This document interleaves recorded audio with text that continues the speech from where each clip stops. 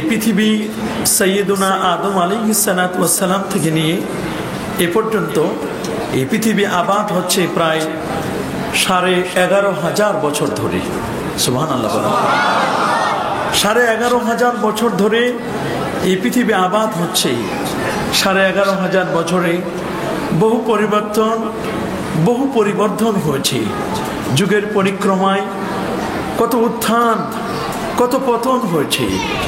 11,500 বছর ধরে পৃথিবীর মানুষকে সঠিক পথের দিশা দেওয়ার জন্য, সত্য পথে মানুষকে পরিচালিত করবার জন্য আল্লাহ সুবহানাহু ওয়া তাআলা 1,24,000 মতান্তরে 2,24,000 নবী এবং রাসূলকে প্রেরণ করেছেন, যারা মানুষকে সঠিক পথের দিশা দিয়েছিলেন। সুবহানাল্লাহ। যার সর্বশেষ নবী হিসাবে আমাদের নবী আকা মাওলা হুজুরে পাক সাল্লাল্লাহু আলাইহি ওয়াসাল্লাম, তিনি এসেছিলেন 570 খ্রিস্টাব্দে 12 রবিউল আউয়াল সোমবার, না রাতে না দিনে। তিনি এসেছিলেন সোমবার প্রভাতে, সুবহে সাদেকের সময়। সুবহানাল্লাহ, আল্লাহু আকবার বলেন। 570 যে সালটা, সে সালটি হচ্ছে হাতি সাল। এটাকে বলা হয় আমুল ফিল। কি বলা হয়? আমুল ফিল। এটি হচ্ছে হাতি সাল। এই হাতি সালে নবী পাক সাল্লাল্লাহু আলাইহি সাল্লাম পৃথিবীতে তিনি শুভাগমন করেছিলেন। যেরকম না সুবহানাল্লাহ। মুআজ্জাজ হাজিরিন, আজ পৃথিবীব্যাপী আমরা একটি স্লোগান শুনছি, ইসলাম হটাও, মুসলমানদেরকে বন্ধ করো, কোরআনের বাতিকে অফ করে দাও, নবী পাক ইসলামের সুন্নাহকে ওমিট করে দাও, ডিলিট করে দাও, রিমুভ করে দাও। এ ধরনের কথা আমরা নিত্যদিন শুনছি। কিন্তু মনে রাখবেন, এই পৃথিবী থেকে ইসলাম, মুসলমান আর কোরআনকে কখনো ওমিট করা যায় না। আল্লাহর কোরআনকে কখনো পৃথিবী থেকে ডিলিট করা যায় না। এই পৃথিবী থেকে কখনো রিমুভ করা যায় না। যেরকম না সুবহানাল্লাহ। আপনারা শুনেছেন কিছুদিন আগে আমেরিকার প্রেসিডেন্ট নির্বাচিত হলো ডোনাল্ড ট্রাম্প। নির্বাচিত হওয়ার পরে সম্মানিত সুধী, নির্বাচিত যখন হওয়ার আগেই তার বিভিন্ন বক্তব্যে শোনা গেছে যে তিনি এই আমেরিকায় বসে বলেছিল যে আমি যদি প্রেসিডেন্ট নির্বাচিত হতে পারি, আমেরিকার মাটি থেকে মুসলমানকে মাইনাস করে দিবে। যেরকম নাউজুবিল্লাহ। বলছিল মুসলমান আমেরিকার মাটিতে থাকতে পারবে না। মনে রাখবেন, আমেরিকায় তার আগে আরো তো বহু প্রেসিডেন্ট ছিল। কথা বলুন ঠিক কিনা? বারাক ওবামা 2 টার্মের প্রেসিডেন্ট, এর আগেও ছিল, ডব্লিউ বুশ ছিল। কিন্তু আমেরিকার মাটি থেকে ইসলাম আর মুসলমানকে নিভাই দিতে পারে নাই, নিশ্চিহ্ন করতে পারবেও না। কারণ এই পৃথিবীতে থাকার যোগ্য উত্তরাধিকারী হচ্ছে মুসলমান। কোরআন বলছে, ওয়ালাকাদ কাতাবনা ফিস যাবুরি মিন বাদিজ যিকরি আন্নাল আরদা ইয়ারিসুহা ইবাদিয়াস সালিহুন। এই পৃথিবীতে থাকার একমাত্র যোগ্য উত্তরাধিকারী হচ্ছে মুসলমান। যারা সালেহ, যারা আল্লাহর ওলি, তারাই পৃথিবীতে থাকবে। সুবহানাল্লাহ। এই পৃথিবী থেকে কখনো মুসলমানকে নিশ্চিহ্ন করা যাবে না। নির্বাচিত হওয়ার পরেও সে বলেছিল যে না, মুসলমানকে মঙ্গল গ্রহে পাঠিয়ে দেওয়া হবে, তবে আমেরিকাতে শান্তি আসবে। না, মুসলমান মঙ্গল গ্রহে গেলে শান্তি আসবে না, বরং মুসলমান পৃথিবীতে যতদিন থাকবে ততদিন তোমরা শান্তি পাবে। মুসলমানের মেসেজ হচ্ছে শান্তির মেসেজ। যারা বলেন ঠিক কিনা? মুসলমানের সাথে আরেক মুসলমানের সাথে যখন সাক্ষাৎ হয়, তখন যে মেসেজটি তাকে দেয়, সেই মেসেজটি হচ্ছে আসসালামু আলাইকুম ওয়া রাহমাতুল্লাহি ওয়া বারাকাতুহু। প্রথমেই তার কাছে বলে দেওয়া হয় আসসালামু আলাইকুম, আপনার প্রতি শান্তি বর্ষিত হোক, ওয়া রাহমাতুল্লাহ, এবং রহমত বর্ষিত হোক, ওয়া বারাকাতুহু, এবং বরকত বর্ষিত হোক। সুবহানাল্লাহ। শান্তি কামনা করবে মুসলমান। যে কারণে শান্তি মিশনে মুসলমানকে তালাশ করা হচ্ছে। সেখানে শান্তি মিশনে বলা হচ্ছে, অন্য মানুষদেরকে চাকরি দেওয়ার চেয়ে তোমরা মুসলমানদেরকে চাকরি দাও। বলে কেন? যে মুসলমানকে যদি চাকরি দেওয়া হয়, মুসলমান সকাল সন্ধ্যা কোরআন পড়ে, মুসলমান একটি নিয়মানুবর্তিতা ফলো করে, একটি নিয়ম মাফিক সে চলে, সে 5 টাইমস 5 বার সে নামাজ আদায় করে, তার জীবনটি একটু পরিশীলিত জীবন, তার জীবনটি একটি সুন্দর জীবন, শৃঙ্খলিত জীবন। সেই মুসলমান মানুষটি কখনো মদ পান করে না, সে কখনো জেনা ব্যভিচারে লিপ্ত হবে না। মুসলমানকে শান্তি মিশনে তোমরা চাকরি দাও, শান্তি মিশনের শান্তি যদি তোমরা টিকিয়ে রাখতে চাও, তাহলে তোমরা মুসলমানকে এখানে চাকরি দাও। শান্তি মিশনে মুসলমানকে তলব করা হচ্ছে। জোরে কন্যা সুবহানাল্লাহ। সম্মানিত সুধী, খুব ভালো করে আপনাদের মনে রাখতে হবে, এই পৃথিবী থেকে মুসলমান কখনো নিশ্চিহ্ন করা যাবে না। ওরা শ্বেতাঙ্গ আর কৃষ্ণাঙ্গ নিয়ে দলাদলি করছে। সাদা চামড়ার মানুষ, যে মানুষটির চামড়াগুলো সাদা, তার গোরস্থান তারা আলাদা করে দিয়েছে, তার প্রেয়ার রুমগুলো তারা আলাদা করে দিয়েছে। আর যে মানুষটি কৃষ্ণাঙ্গ, কালো মানুষ, সে কালো মানুষের গোরস্থান তারা আলাদা করে দিয়েছে, কালো মানুষের প্রেয়ার রুম, প্রার্থনা রুম তারা আলাদা করে দিয়েছে। কিন্তু নো, ইসলাম বলছে লা ফখরা আলাল আরাবি ওয়াল আজাম, কে কালো আর কে সাদা, কে আজমি আর কে আরবি, কোনো পার্থক্য নেই। কে প্রেসিডেন্ট, কে প্রাইম মিনিস্টার, আর কে রিক্সাওয়ালা, কে ড্রাইভার, প্রত্যেকের অধিকার রয়েছে সে প্রথম কাতারে সে নামাজ আদায় করতে পারে, তাকে পিছনে ফেলার ক্ষমতা কারো নাই। ঠিক কিনা বলে?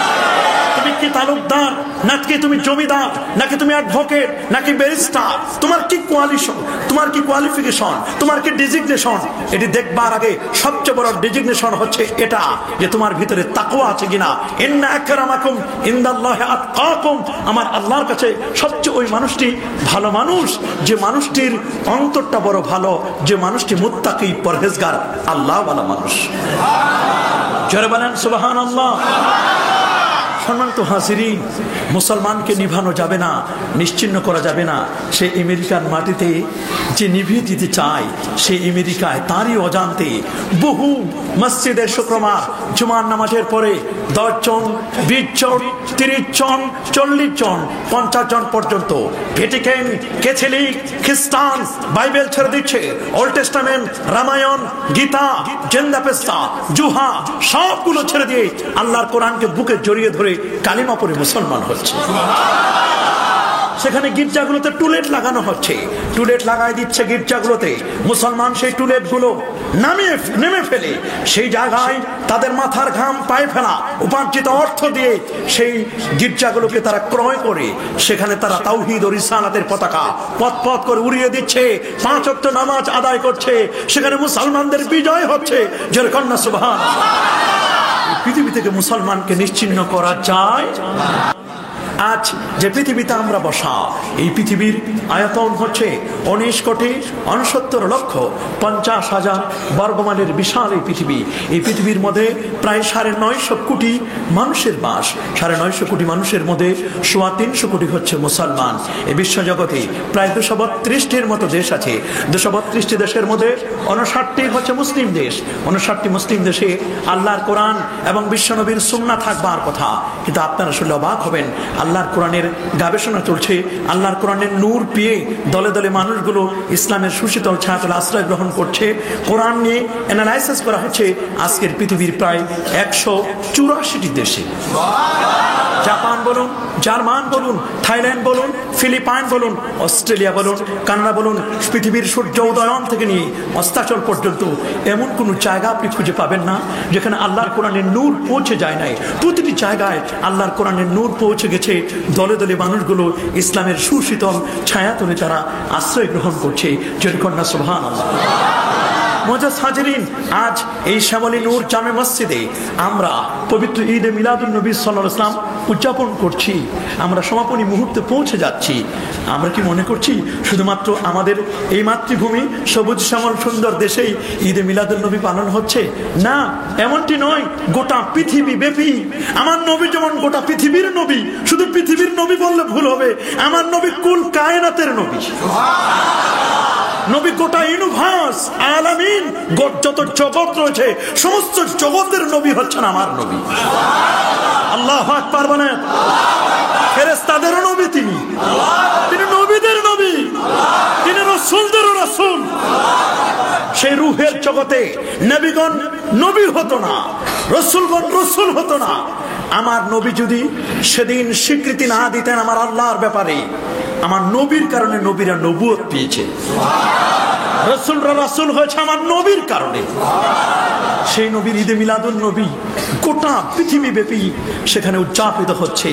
আমরা শুধু উদযাপন করছি তা নয়, আপনারা শুনলে খুশি হবেন। রিসেন্টলি কয়েক বছর পূর্বে ভারতের হায়দ্রাবাদে, দ্য ট্র্যাজেডি অফ হায়দ্রাবাদ, সেখানের ইতিহাস আপনারা জানেন। 1947-এর আগে হায়দ্রাবাদ আলাদা সেপারেট একটি ভূখণ্ড ছিল, সেখানের অনেক কিছু আলাদা ছিল। কিন্তু ট্র্যাজেডি হওয়ার পরে সেখানে জওহরলাল নেহেরু সহ সেখানে যখন মুসলমানদের উপর কঠিনভাবে অত্যাচার করা হয়েছিল, সেই ইতিহাস পৃথিবীর মানুষকে অবাক করে দিয়েছে। যেখানে মুসলমান নির্যাতিত নিপীড়িত হচ্ছিল, আজও আমরা দেখছি মায়ানমার রাখাইনের মুসলমান নির্যাতিত নিপীড়িত হচ্ছে। সেই হায়দ্রাবাদের কথা যদি আপনি শুনেন তাহলে আপনি অবাক হবেন। হায়দ্রাবাদের একবার পবিত্র ঈদে মিলাদুন নবী সাল্লাল্লাহু আলাইহি ওয়াসাল্লামকে কেন্দ্র করে একটি প্রতিযোগিতা আহ্বান করা হলো। সেই হায়দ্রাবাদের মুখ্যমন্ত্রী সহ অন্যান্য যারা ছিল সবাই সেই প্রতিযোগিতা অংশগ্রহণ করলো। সরকারি, বেসরকারি, আধা সরকারি সবাই সেই প্রতিযোগিতা অংশগ্রহণ করলো। সেখানে একটি মাস তাদেরকে সময় দেওয়া হলো। সফর মাসের ফার্স্ট উইকে তাদেরকে সুমন জারি করা হলো, নোটিশ দেওয়া হলো যে তোমরা প্রত্যেকে নবীর শানে তোমরা কবিতা রচনা করবে, কবিতা রচনা করে আমাদের ডেস্কে তোমরা এই ঠিকানায় তোমরা জমা দিবি। মুআজ্জাজ হাজিরিন, 25,000 কবিতা জমা পড়লো। কত হাজার? জোরে বলুন, কত হাজার? 25,000 কবিতা জমা পড়লো। আমার নবীর শানে কবিতা লিখলো 25,000। সুসাহিত্যিক যারা কবিতা বিশ্লেষণ করে এমন ব্যক্তিদের নিয়ে এই কবিতাগুলো বাছাই করে শেষ পর্যন্ত টিকলো 20,000। কয় হাজার? 20,000 থেকে ওরা আরো বাছাই করলো 10,000, 10,000 থেকে বাছাই করলো 5,000, 5,000 থেকে আরো বাছাই করলো 1,000, 1,000 থেকে বাছাই করলো 300, 300 থেকে বাছাই করলো 100, 100 থেকে বাছাই করলো 50টি, 50টি থেকে বাছাই করলো 10টি, 10টি থেকে বাছাই করলো 5টি, 5টি থেকে বাছাই করলো 3টি, 3টি থেকে বাছাই করলো 1টি কবিতা। সুবহানাল্লাহ, আল্লাহু আকবার বলেন। সেদিন যে কবিতাটি বাছাই করা হলো, সেই বাছাই করা কবিতাটি সেদিন যে লিখেছিল সে আর অন্য কেউ নয়, সে হচ্ছে ভারতের হায়দ্রাবাদের একজন মুখ্যমন্ত্রী। তিনি এই কবিতাটি লিখেছিলেন। এই কবিতাটি লিখতে গিয়ে তিনি কি লিখলেন? নবীর শানে তিনি লিখলেন। কত চমৎকার করে নবীর শানে কবিতা লিখলেন। সে লিখলেন, গার সারাক্তা গারাবো এক মাল কা আন্দার, गर अरस तक फरशों पर दिरहम दिनार और बाहर से दुर्र फानिज बाने कूहे तार और एक तरफ हो मेरे सैयद अबरार। सुभान अल्लाह। তিনি খুব চমৎকার করে লিখে দিলেন আর তিনি বলে দিলেন, শোনো আমার নবীর শান, আমি কবিতা লিখেছি মাত্র অল্প কয়েক লাইনের কবিতা। তিনি বলে দিলেন, শোনো, গার সারাক্তা গারাবো এক মাল কা আন্দার, মাশরিক থেকে মাগরিব, পূর্ব অঞ্চল থেকে পশ্চিমাঞ্চল পর্যন্ত যত ভ্যাকান্সি, যত খালি জায়গা আছে, খালি জায়গা যদি সব দামি জিনিসগুলো যদি হাইলি কস্ট, খুব দামি জিনিসগুলো যদি এক জায়গায় রেখে দেওয়া হয় রে, সমস্ত দামি জিনিসগুলো পূর্ব থেকে পশ্চিম পর্যন্ত মাঝখানের খালি জায়গার দামি জিনিসগুলো একদিকে, আর আরস্তক ফরশ উপর দিরহাম দিনার, এই জমিন থেকে নিয়ে আল্লাহর আরশ পর্যন্ত, ফরশ মানে জমিন, জমিন থেকে নিয়ে আল্লাহর আরশ পর্যন্ত যত খালি জায়গা, কোটি কোটি মিলিয়ন মাইলের বিশাল ভ্যাকান্সি ব্ল্যাঙ্ক, এই খালি জায়গা যদি পুর দিরহাম ও দিনার, দিনার মানে স্বর্ণ মুদ্রা, দিরহাম মানে হচ্ছে রৌপ্য মুদ্রা, সবগুলো যদি জমা করে দেওয়া হয়, খালি জায়গাটা যদি পূরণ করে দেওয়া হয়, মাঝখানের যে খালি জায়গাটা আছে, প্রশ্ন করতে পারেন মাঝখানের খালি জায়গা কতটুকু? মাঝখানে খালি জায়গা, একটু ডাটা নেন, এগুলো বিজ্ঞানিক থিওরি, খুব ভালো করে মনে রাখবেন। সম্মানিত হাজিরিন, আমরা যে পৃথিবীতে বসা, পৃথিবী থেকে 13 লক্ষ গুণ বড় হলো সূর্য। কত লক্ষ? 13 লক্ষ গুণ বড় সূর্যটি। সূর্য নামে আল্লাহর কোরআনে সূরা আছে, সূরাতুশ শামস। কোরআন বলছেন, ওয়াশ-শামসি ওয়া দুহাহা ওয়াল কমারি ইযা তালাহা ওয়ান নাহারি ইযা জাল্লাহা। সুবহানাল্লাহ। ওয়াশ-শামসি ওয়া দুহাহা ওয়াল কমারি ইযা তালাহা ওয়ান-নাহারি ইযা জাল্লাহা, সূর্যের নামে আমার আল্লাহ কসম করেছেন। আমার আল্লাহর কসম করার কোনো প্রয়োজন হয় না। এরপরও তিনি সূর্য, আল্লাহর যতগুলো বড় বড় সৃষ্টি রয়েছে সেই বড় বড় সৃষ্টির নামে আমার আল্লাহ কসম করেছেন। তার মধ্যে একটা হলো সূর্যের নামে আমার আল্লাহ কসম করেছেন। কোরআনে সূর্যের নামে সূরা, কোরআনে সূর্যের নামে যেমন সূরা আছে, কোরআনে চন্দ্রের নামেও সূরা আছে। চন্দ্রের নামে কোরআনে কি আছে? সূরাতুল কামার। আমার আল্লাহ বলেন قد اقتربت الساعة وانشق القمر। আল্লাহু আকবার। আল্লাহ নবী তিনি যেমন নবী, আল্লাহ নবী তিনি বসা ছিলেন, ওই মুহূর্তে আবু জেহেল এবং দুষ্ট দুরাচার কাফের বেদিনা আমার নবীর কাছে আসলো। আবু জেহেল বলল, মুহাম্মদ তুমি তো লাখ ভেলকি লাখ দেখাও, লাখ ভেলকি লাখ, চোখে মুখে লাখ, তুমি তো এগুলো দেখাও। ওরা মনে করছে এগুলো লাখ ভেলকি লাখ, এগুলো মনে হয় জাদু। আমার নবী তো জাদু দেখান না, আমার নবী যা দেখান তা হচ্ছে মুজিজা। কথা বলেন কি? আরো জোরে বলেন। নবীরা যে এমন মিরাক্কেল দেখান, এগুলোকে বলা হয় মুজিজা। কোন ওলি আল্লাহদের পক্ষ থেকে যদি কোনো মিরাক্কেল আসে তাহলে সেগুলোকে বলা হয় কারামত। জোরে বলেন কি বলে? আরো জোরে বলেন কি বলে? কারামত। আবু জেহেল আমার নবীর সামনে এসে বলেন, আপনি তো লাখ ভেলকি লাখ দেখান, আপনি একটু জমিনে এতদিন ধরে লাখ ভেলকি লাখ দেখালেন, একটু আকাশে লাখ ভেলকি লাখ দেখান তো দেখি কেমনি আপনি পারেন। তার দৃষ্টিতে এটা হচ্ছে এক ধরনের জাদু। কিন্তু ইসলাম কি কখনো জাদুকে সাপোর্ট করে? জোরে বলেন না, কখনো ইসলাম জাদুকে সাপোর্ট করে? ইসলাম বলে দিয়েছে কেউ যদি কোনো কাহেন জাদুকরের কাছে যায়, গণকের কাছে যায়, গণকের কাছে গেলে যদি হাত দেখায়, আর হাত দেখায় যদি বলে দেয় এই এই এই এই এটাকে যদি সে মানে বিশ্বাস করে, তাহলে তার 40 দিনের কোনো ইবাদত বন্দেগী আল্লাহর দরবারে কবুল হবে না। জোরে বলেন নাউজুবিল্লাহ। আমরা কি টিয়া পাখি নিয়ে যারা বসে তাদের কাছে যাব? কি বলেন যাব? অনেকে আছে টিয়া পাখি নিয়ে রাস্তার মোড়ে মোড়ে, গুলিস্তানের মোড়ে মোড়ে অনেকে এগুলো নিয়ে বসে। টিয়া পাখি নিয়ে বসবো না, কোন গণকের কাছে আমরা যাব না। আমরা গণককে বিশ্বাস করি না। খাইরিহি ওয়া শাররিহি মিনাল্লাহি তাআলা, ভালো এবং মন্দ এটা হবে কার পক্ষ থেকে? যারা বলেন কার পক্ষ থেকে? ভালো মন্দ এগুলো আসবে আল্লাহর পক্ষ থেকে। মানুষ দিতে পারে না। মানুষ দিতে পারে? মানুষের কোনো ক্ষমতা আছে না, মানুষের কোনো ক্ষমতা নাই। সম্মানিত হাজিরিন, নবী করিম সাল্লাল্লাহু আলাইহি ওয়াসাল্লাম তাকে যখন বলা হলো আকাশের যে চাঁদটি দেখা যায়, এই চাঁদটিকে আপনি দ্বিখণ্ডিত করবেন, দেখি আপনি পারেন কিনা। নবীজি বলেন, আমি যদি চাঁদকে দ্বিখণ্ডিত করতে পারি তাহলে কি করবে? বলে আমি ঈমান আনবো। নবী পাক সাল্লাল্লাহু আলাইহি ওয়াসাল্লাম হাতের তার দাস্তা মোবারক হাত তিনি উপরে উঠিয়ে আঙ্গুল দিয়ে তিনি ইশারা করলেন, জাবাল আবি কুবাইসের সামনে যে চাঁদটি দেখা যাচ্ছে পূর্ণিমার চাঁদটি, সেটা তিনি আঙ্গুলের ইশারায় দুটো টুকরো করে দিলেন। দুটো টুকরো করে দুটো পাহাড়ে চলে গেল চাঁদ দুটো। সেই সময়ের ভারতের রাজা ভোমরাজ আল্লামা আনোয়ার শাহ কাশ্মীর রহমতুল্লাহ আলাই, তিনি বুখারী শরীফের ব্যাখ্যা গ্রন্থ, সেখানে তিনি কাশফুল বাড়ি, ফয়জুল বাড়ির মধ্যে তিনি লিখে দিয়েছেন, রাজা ভোমরাজ সেই বহু বছর আগে, 1000 বছর আগে আমার নবীর আঙ্গুলের ইশারায় যে চাঁদকে দ্বিখণ্ডিত করেছিলেন, রাজা ভোমরাজ ভারতে বসে তা দেখতে পেয়েছিল। চাঁদ, আমরা যখন শ্যামলী কোনো আকাশের দিকে আমরা যখন তাকাই, আমরা মনে করি চাঁদ আমাদের আকাশের উপরে। আবার কেউ যদি অন্য জায়গায় দেখে, অন্য আরেকটি 10, 20, 50 কিলো, 100 কিলো, 500 কিলো দূরে, সেও মনে করে আমার উপরে মনে হয় চাঁদ। সে সময় রাজা ভোমরাজ ভারতের মাটি থেকে দেখেছিল যে চাঁদটা দ্বিখণ্ডিত হয়েছে। এটা দেখে সে ওই নবীর প্রতি ঈমান এনেছিল। সে সপরিবারে সস্ত্রী সে ওই দেশে গিয়ে, সেখানে গিয়ে হিজরত করে আমার নবীর হাতে হাত রেখে কালেমা পড়ে মুসলমান হয়েছে। কবি চমৎকার করে বলেছেন, সাতিশ সাজারো নেতাকাল হাজারো সুকাল কামারো বে ইশারাতিহি। সাতিশ সাজার, আমার নবী ছিলেন এমন, নবী যখন কোথাও থাকতেন বড় বড় গাছগুলো পর্যন্ত উপরে এসে আমার নবীকে সালাম দিত।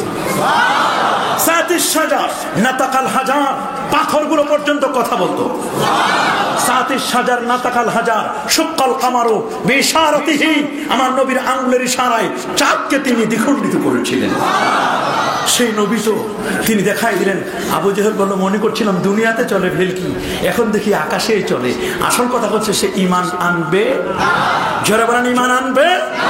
চাঁদের নামেও কোরআনে সূরা, তারকারাজির নামেও কোরআনে সূরা আছে। সূরাতুন নাজম, ওয়ান নাজমি ইযা হাওয়া, মা দাল্লা সাহিবুকুম ওয়া মা গাওয়া, ওয়া মা ইয়ানতিকু আনিল হাওয়া, ইন হুয়া ইল্লা ওয়াহয়ু ইউহা। সুবহানাল্লাহ। চাঁদের নামে সূরা। কোরআনে যেমন মহাকাশ সম্পর্কে কথা বলছে, কোরআন তেমন জিওলজি, প্রাণী জগৎ নিয়ে কোরআন কথা বলেছে। দেখুন, প্রাণী জগৎ নিয়ে কোরআন কথা বলছে সূরাতুল বাকারা, কোরআনে গাভীর নামে সূরা। সুবহানাল্লাহ। কোরআনে বোটানিক্যাল উদ্ভিদ বিজ্ঞান সম্পর্কে কোরআন কথা বলছে সূরাতুত তিন ওয়া তিন ওয়া সাইতুন। কোরআন কথা বলেছে সূরাতুল ফিল, হাতি নিয়ে কোরআনে সূরা আছে। সুবহানাল্লাহ বলেন। কোরআনে আছে সূরাতুল আনকাবুত, মাকড়সার নামে আল্লাহর কোরআনে সূরা আছে, আছে না? কোরআনে আছে সূরাতুন নাহল, মৌমাছির নামে সূরা। কোরআনে আছে সূরাতুন নামল, পিপিলিকার নামে সূরা। কোরআনে আছে সূরাতুত তুর, পাহাড়ের নামে সূরা। কোরআনে আছে সূরাতুন নূর, জাবালে নূর, নূরের নামে সূরা। আল্লাহু আকবার বলেন। জামে তিরমিজি 3595 নম্বর হাদিসের মধ্যে লেখা, আল্লাহ সুবহানাহু ওয়া তাআলা পৃথিবীতে যখন পাহাড় সৃষ্টি করলেন, কি সৃষ্টি করলেন? পাহাড় যখন সৃষ্টি করলেন তখন ফেরেশতারা অবাক হয়ে গেল।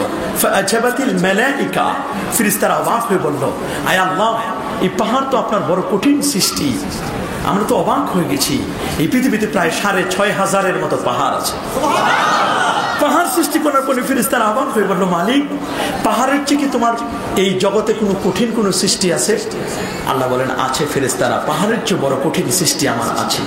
ফেরেশতারা জানতে চাইলো, আমার আল্লাহ বলেন, ফেরেশতারা শোনো, পাহাড়ের চেয়ে কঠিন সৃষ্টি হলো লোহা।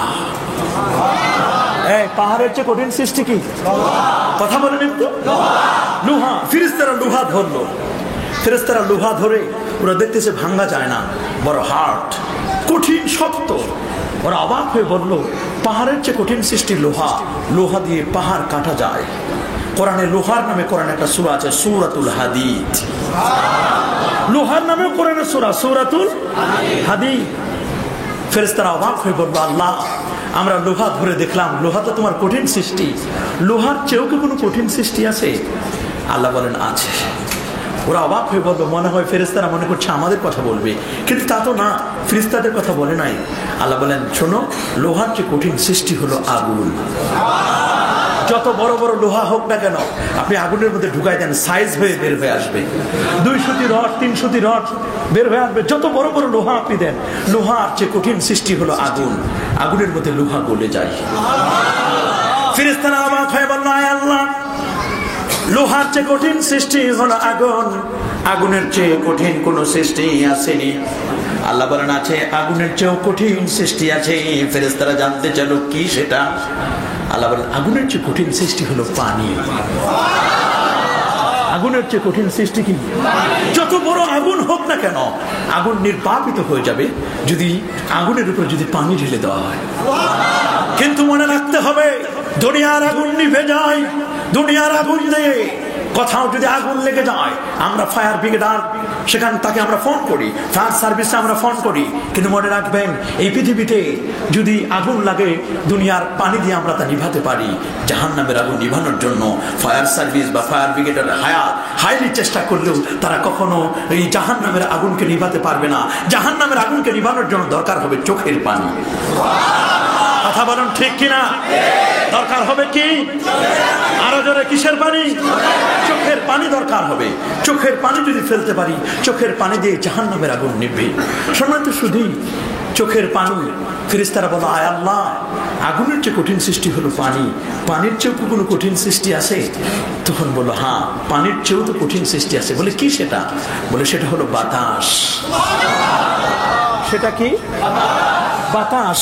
কারণ পানির কান ধরে, মানে পানিকে ধাক্কাইয়া ধাক্কাইয়া সামনে ফেলে দেওয়া হয়, সামনের দিকে বাড়িয়ে দেওয়া হয়, পানিকে ধাক্কাইয়া এমন বাতাস, প্রচন্ড বাতাসের বেগে পানিকে সামনের দিকে তুলে নেওয়া হয়। যখন সমুদ্রের ঝড় হয়, তখন পানিগুলো ঢেউ ঢেউ ঢেউে ঢেউে চলে আসে কুলে। শুধু তাই না, 10 তলা 20 তলা 25 তলা আপনি বিল্ডিংটা বানান, বিল্ডিংটি নির্মাণ করার পরে নিচে একটা ফ্যান আপনি লাগাই দেন।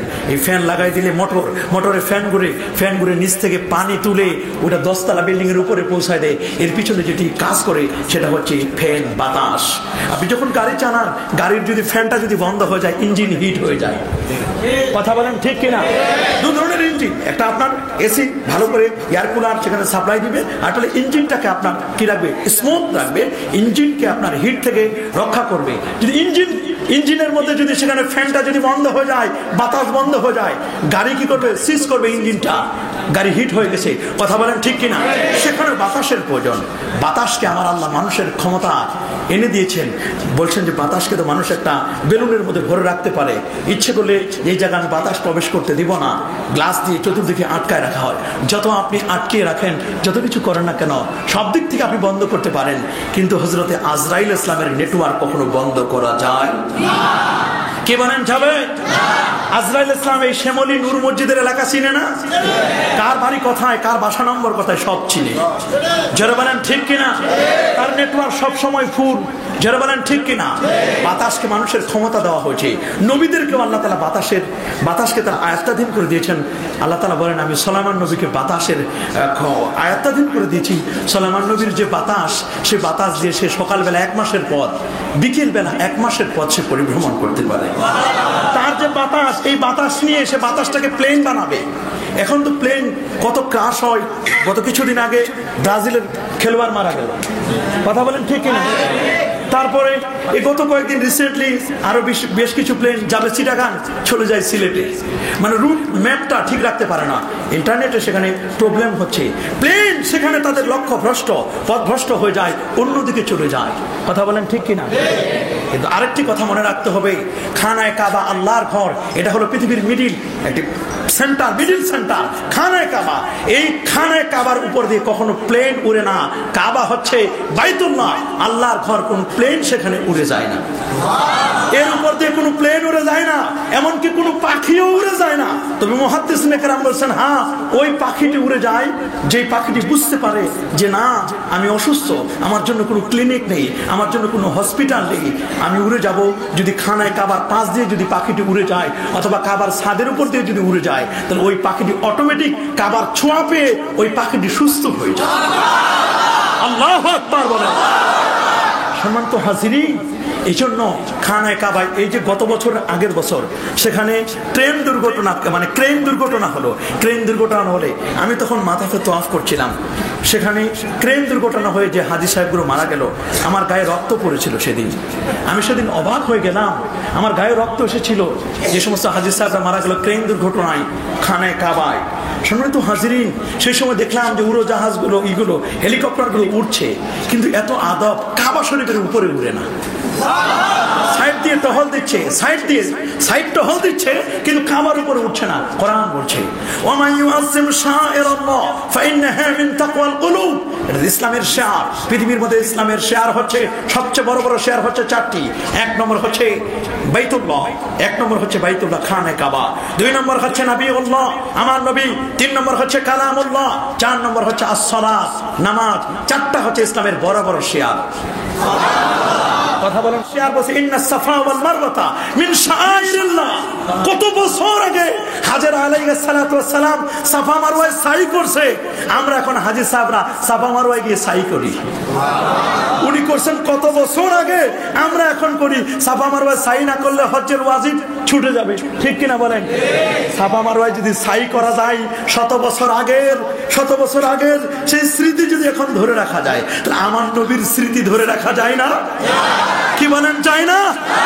অনেক দোস্ত বুজুর্গ আছেন যারা বলেন, নবীজি তিনি তো 570 রবিউল আউয়াল সোমবার প্রভাতে তিনি জন্ম নিয়েছেন, সেখানে নবীর কত কবে এটা কথা, এখন নতুন করে 1438 হিজরি, এখন নবীর ঈদে মিলাদুন নবী পালন করার কি দরকার? এ ধরনের কথা যারা আমরা বলি, আমরা কিন্তু তাদের স্মৃতি চারণ করার জন্য ওখানে হাজরা আল ইসলামের কিছুই নাই। তেমন আছে কিছু আছে, উনি তো কত পরিবর্তন করে দিয়েছে। আমরা যে জায়গায় একটু হেলে দুলে হাঁটি, সেখানে গ্রিন বাতি দিয়েছে, সবুজ বাতি, আমরা একটু হেলে দুলে হাঁটি, কিন্তু ওই জায়গায় তো সেই সময় নিচু ছিল, ওই জায়গাতে এখন নিচুও নাই, শুধু একটু বাতি দিয়ে দিছে। ওই স্মৃতিচারণ যদি করা যায়, হাজেরার স্মৃতিচারণ যদি করা যায়, ইব্রাহিম ইসলামের স্মৃতিচারণ যদি করা যায়, আমার নবীর স্মৃতিচারণ করা যাবে না? কথা বলেন যাবে কিনা? ইব্রাহিম নবী তো কত জায়গায় তার পা রেখেছিল, কই সব জায়গায় তো তার পায়ের ছাপ আসে নাই। কিন্তু আমার নবীর শুভাগমনের জন্য যেই পাথরে নবী পা রাখলেন ইব্রাহিম নবী, তার কদম তার পা রেখে আল্লাহর কাছে দোয়া করলেন, রব্বানা ওয়াবাস ফীহিম রাসূলা, আয় আল্লাহ তুমি রাসূল পাঠাও, এমন একজন রাসূল যিনি হবেন কুল কায়নাতের নবী। আগে তো নবী দিচ্ছেন আঞ্চলিক নবী, কি নবী? আঞ্চলিক নবী। বিভিন্ন সেক্টরের মন্ত্রী দিচ্ছেন, এমন একজন নবী দিবেন যিনি সুপ্রিম পাওয়ার, গোটা বিশ্ব জগতের ক্ষমতা যার কাছে থাকবে। আল্লাহ হচ্ছেন খালেক, নবী হচ্ছেন মাখলুক, আল্লাহর পরে হচ্ছে আমার নবীর মর্যাদা। আল্লাহু আকবার বলেন।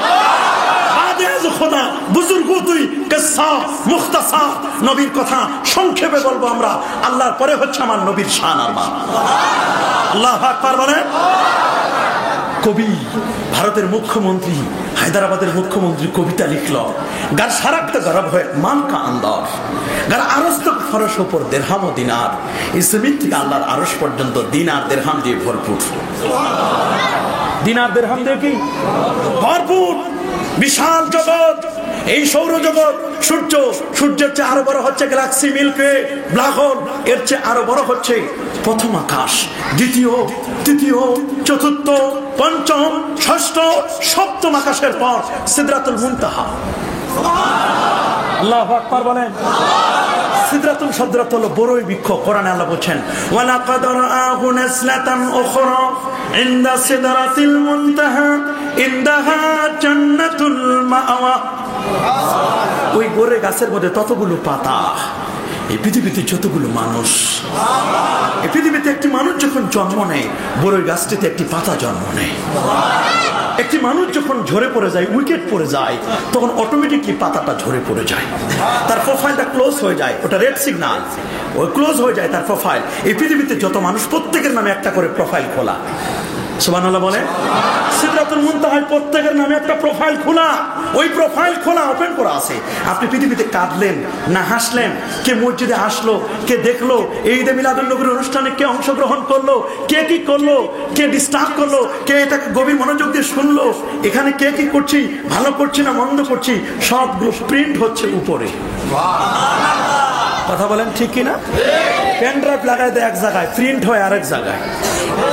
কথা বলেন ঠিক কিনা? পেন ড্রাইভ লাগাই দেয় এক জায়গায়, প্রিন্ট হয় কি আরেক জায়গায়। এখানে কে কি করছি সব, এখানে রিমোট কন্ট্রোল। কি অবাক কাণ্ড! পৃথিবীতে কে কি করছি সিদরাতুল মুনতাহায় ওই জায়গায় প্রিন্ট হচ্ছে, আপনার আমলনামা জমা হচ্ছে, আমলনামা আপনার জমা হচ্ছে। সিদরাতুল মুনতাহা, গোটা জগৎ, এই সবগুলো সাত আকাশ যদি সিদরাতুল মুনতাহার মাঝখানে রেখে দেওয়া হয়, তাহলে মনে হবে একটা টিকটিকির ডিম অথবা সরিষার দানার চেয়ে আর তেমন বড় কিছু মনে হবে না। এটা হলো সিদরাতুল মুনতাহা। সিদরাতুল মুনতাহা করে 70,000 নূরের পর্দা। একটি পর্দা থেকে আরেকটি পর্দার দূরত্ব 500 বছরের রাস্তা। 500 বছর রাস্তার পরে হলো আল্লাহ পাকের আরশে আজিমের বর্ডার।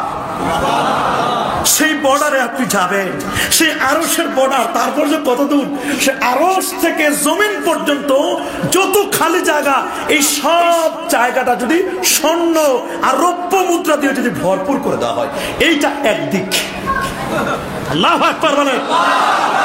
2, 3 নম্বর হচ্ছে আর বাহার সে দৌড়ে ফালে যে বানে কুহেতা। ভারতের মুখ্যমন্ত্রী, হায়দ্রাবাদের মুখ্যমন্ত্রী বলে দিলেন, শোনো, পৃথিবীর মধ্যে যতগুলো সাগর আর যতগুলো সাগর আছে আর নদী আছে, সমস্ত সাগরের মণিমুক্তা যা আছে, ডুবুরিগুলো যদি, মণিমুক্তাগুলো যদি সিঞ্চন করে আনে, যত ডুবুরি আছে সব ডুবুরিগুলো যদি, মণিমুক্তাগুলো সাগরের তল দেশ থেকে যদি সিঞ্চন করে আনে, সিঞ্চন করে এনে যদি বড় বড় পাহাড় বানায় রাখে, ওই পাহাড় বানিয়ে রাখার পরে গোটা মণিমুক্তাগুলো আরেক দিকে, সব এদিক, আর এক তরফ হো মেরে সৈয়দ আবরার, গোটা সম্পদ একদিকে, আর আরেক দিকে হচ্ছে আমার নবীজি, আরেক দিকে হচ্ছে আমার নবী। তিনি বলেন, ফেরনা কাস মিসকিন কো পৌঁছনে, আমার মতো অধমকে যদি জিজ্ঞেস করা হয় তুমি নিবে কোনটি, গোটা সম্পদ একদিকে আর আরেক দিকে হচ্ছে আমার নবীজি, তুমি নিবে কোনটি? সুবহানাল্লাহ। সেদিন বলে দিল, শোনো শোনো, তোমরা শোনো, আমি ভারতের মুখ্যমন্ত্রী হিসেবে আমি তোমাদেরকে বলছি, আমি নাচিস হতে পারি, আমি সামান্য কিছু হতে পারি, মাই সরকার, আমি গোটা সম্পদ আমি পা দিয়ে লাথি মেরে ফেলে দিব, আর ওই সম্পদের তুলনায় আমার নবী কোনোদিন আসতে পারে না, পারে না, পারে না। আমার নবী যে স্যান্ডেলটা ব্যবহার করত, যে জুতাটা ব্যবহার করত, ওই জুতার তলায় যে ধুলিকণা, এর একটি ধুলিকণা একদিকে আর গোটা সম্পদ একদিকে, তবু আমি সম্পদকে লাথি মেরে ফেলে দেব, ওই ধুলিকণাটা চুমু খেয়ে আমি আমার মাথায় তুলে নেব। আল্লাহু আকবার। এই হচ্ছে আমার নবীর শান, এই হচ্ছে আমার নবীর শান। যে নবীর মর্যাদা, যে নবীর শান, যে নবীর মর্যাদা বাড়ায় দিয়েছেন আমার আল্লাহ। আমার আল্লাহ বলেন, ওয়ারাফা'না লাকা যিকরাক, নবী হে আমি আপনার জিকিরকে সমুন্নত করেছি। কুল্লামা যুকিরতু যুকিরতা মাই, আমি আল্লাহর নামটা যেখানে, আমার দোস্ত আমার বন্ধুর নামও সেখানে। দোলকে ভুলকে, গ্রহে নক্ষত্রে, আজানে, একামতে, মসজিদে, মাদ্রাসায়, খানকায়, ওয়াজে, মাহফিলে, কোরআনে, কিতাবে, আমি আল্লাহর নামটি যেখানে, আমার বন্ধু, আমার দোস্ত, আমার হাবিবের নামও সেখানে। আমার দোস্তকে কখনো মাইনাস করা যায় না। জোরে বলুন যাবে, আরো জোরে বলুন যাবে। আমার নবীকে প্লাস করেছেন কে? আরো জোরে বলেন কে? আপনি আমি কে? নবীকে মাইনাস করা যায় না, যায় না, যায় না। আরশের পায়ের নিচেও তো আমার নবীর নাম লেখা। আল্লাহু আকবার বলেন। আরশের পায়ার নিচেও আমার নবীর নাম লেখা, ঠিক কিনা? কিন্তু অনেক দোস্ত বুজুর্গ বের হয়েছে যারা নতুন নতুন ফতোয়া এখন দিয়ে বেড়াচ্ছে।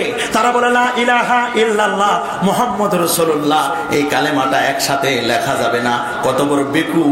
একসাথে কেন লেখা যাবে না? আমার আল্লাহ আরশে আজিমে তিনি একসাথে লিখে দিয়েছেন। ও জান্নাতের গাছের পাতায় পাতায় লেখা। আল্লাহু আকবার বলে। কেন লেখা যাবে না? তারা ফতোয়া দেয় একসাথে লেখলে নাকি শিরক হবে। মৌলবী পড়াশোনা করো, শিরক শিরক বলো না, পড়ো, শোনো, বুঝো। মুস্তাদরাকুল হাকিম 615 পৃষ্ঠা 3841 নম্বর হাদিসের মধ্যে লেখা, আন উমর ইবনে খাত্তাব রাদিয়াল্লাহু তাআলা আনহু আন্নাহু قال قال رسول الله صلى الله عليه وسلم لما اقترف آدم الخطيئة قال يا ربي أسألك بحق محمد صلى الله عليه وسلم لما غفرت لي قال الله تبارك وتعالى وكيف عرفت محمدا ولا مخلوقه قال لما خلقتني بيدك ونفخت في من روحك رفعت راسي فرأيت على قوائم العرش مكتوبا لا إله إلا الله محمد رسول الله صلى الله عليه وسلم فعلمت أنك لم تضيف إلى اسمك إلا حب الخلق إليك قال صدقت يا آدم لولا محمد ما خلقتك رواه الحاكم। আদম নবী ছিলেন জান্নাতে। কোথায়? জান্নাত দেখছেন? কথা বলেন, দেখছেন? জান্নাত দেখা যায় না। মালা আইনুন রাআত ওয়ালা উজুনুন সামিআত ওয়ালা খাতার আলা কালবি বাশার, যেটা চোখ কখনো দেখে নাই, কান কোনোদিন যার বর্ণনা শুনে নাই, মানুষের অন্তর যে জান্নাত সম্পর্কে কোনোদিন কল্পনা করতে পারে নাই, সেই জান্নাত আল্লাহর নবী হযরত আদম আলাইহিস সালাম তিনি ছিলেন জান্নাতে। সুবহানাল্লাহ। সামান্য একটু মিস্টেক করলেন, ভুল, গুনাহ নয়। নবীরা কি গুনাহ করেন? জোরে বলুন। এই আকীদা আপনাকে ঠিক করতে হবে। সমস্ত নবীগণ গুনাহ থেকে নিষ্পাপ। নবীগণ গুনাহ থেকে কি নবীদের কোনো গুনাহ ছিল? আমার নবীর কোনো গুনাহ ছিল না। আমার নবীর কোনো গুনাহ ছিল না। এই ধরনের আকীদা যারা পোষণ করে তাদের অন্তরগুলো পচে গেছে, নষ্ট হয়ে গেছে। যারা বলে নবী মরে গেছে শেষ, যারা বলে নবী গুনাহে জর্জরিত, এদের অন্তরগুলো পচে গেছে, এদের অন্তরগুলো ভাইরাসে পেয়েছে, ঠিক কিনা বলেন? এদের অন্তরগুলো যদি সঠিক করতে চাও তাহলে এটাকে স্ক্যানিং দিয়ে অ্যান্টিভাইরাস দিতে হবে। বলবেন হুজুর অ্যান্টিভাইরাস কি? অ্যান্টিভাইরাস হলো আল্লাহ পাকের জিকির, অ্যান্টিভাইরাস হলো তাওবা। অ্যান্টিভাইরাস কি? তাওবা। তাওবা করলে ওটা অ্যান্টিভাইরাস। এ ধরনের বাতিল আকীদা তাকে কি করতে পারবে না? দূষিত করতে পারবে না। জোরে বলেন পারবে? এই সম্মানিত হাজিরিন, কলা, এই কলার উপর একটা ছোলা আছে কিনা? আচ্ছা, কেউ যদি সুবিধা করতে গিয়ে কলাটা ছিলে নিয়ে আসে বাজারে, কেউ কিনবেন? কথা বলেন। বরং তাকে আরো গালি দিবেন, এই ভাই তোমার কি কাজ নাই, তুমি কলা ছিলে আনলা কেন? শুধু তাই নয়, কলা কেনার পরে যদি দেখে একটা কলার চামড়াটা উঠাও করেন, বলে ভাই এটা পাল্টাই দাও। কথা বলেন ঠিক কিনা? চামড়া উঠা কলা পাল্টাই নেই, বলে অসম্ভব, এই কলা আমি নিব না ভাই। বলে ফ্রি, বলে না ফ্রিও নিব না, এটা মাছি পড়ছে। কথা বলেন ঠিক কিনা? মনে রাখবেন কলার উপরের চামড়াটা, এইটা যদি চামড়া না থাক, চামড়াটা সুবিধার জন্য কেউ খুলে নিল, কলা কেউ নিবে না। চামড়ার ভিতরে যত থাকবে তত সেফ। মনে রাখবেন কলার ভিতরে যে মজ্জাটা, স্বাদটা, কলার ভিতরে যে মজা, ওইটার নাম হলো ঈমান। আর কলার উপরে যে চামড়াটা, ওইটার নাম হলো আকীদা। কলাটা ভালো জিনিস, কিন্তু কলাটা ভালো হলে কি হবে? ঈমান ভালো। আকীদা যদি খারাপ হয়, কলার উপরের চামড়া যদি না থাকে, তাহলে মাছি বসে, কেউ নিবার চায় না। জোরে বলেন ঠিক কিনা? মৌলবী, তোমার সুর যত ভালো হোক, তোমার চেহারা যত নুরানি হোক, তোমার দাড়ি যত বড় লম্বা হোক, তোমার আকীদা যদি ঠিক না থাকে, তোমার পিছন নামাজ তো হবে না। জোরে বলেন ঠিক কিনা? আরো জোরে বলেন ঠিক কিনা? এই জন্য আমরা আকীদায়ে আহলে সুন্নাহ ওয়াল জামাত, ঠিক কিনা বলেন? আমরা আকীদায়ে কি? আহলে সুন্নাহ। আল্লাহ নবী যে বলেন ৭৩টা দল, ৭২টা জাহান্নামী, একটি মাত্র দল আল্লাহ পাকের জান্নাতে যাবে, সেই দলটি হচ্ছে আহলে সুন্নাহ দল, যারা নবী, ওলি, সিদ্দিক, শুহাদা, সালেহিন, গাউস, কুতুব, আবদাল, আখিয়ার, আওতাদ, উদাবা, নুকাবা, ফুজালা, যাদের চোখের পাওয়ারে আরেকটি মানুষের মধ্যে পরিবর্তন এসে যায়, এই ধরনের লোক, এরা যেই পথে চলেছে, এই পথটার নাম ভিআইপি রাস্তা।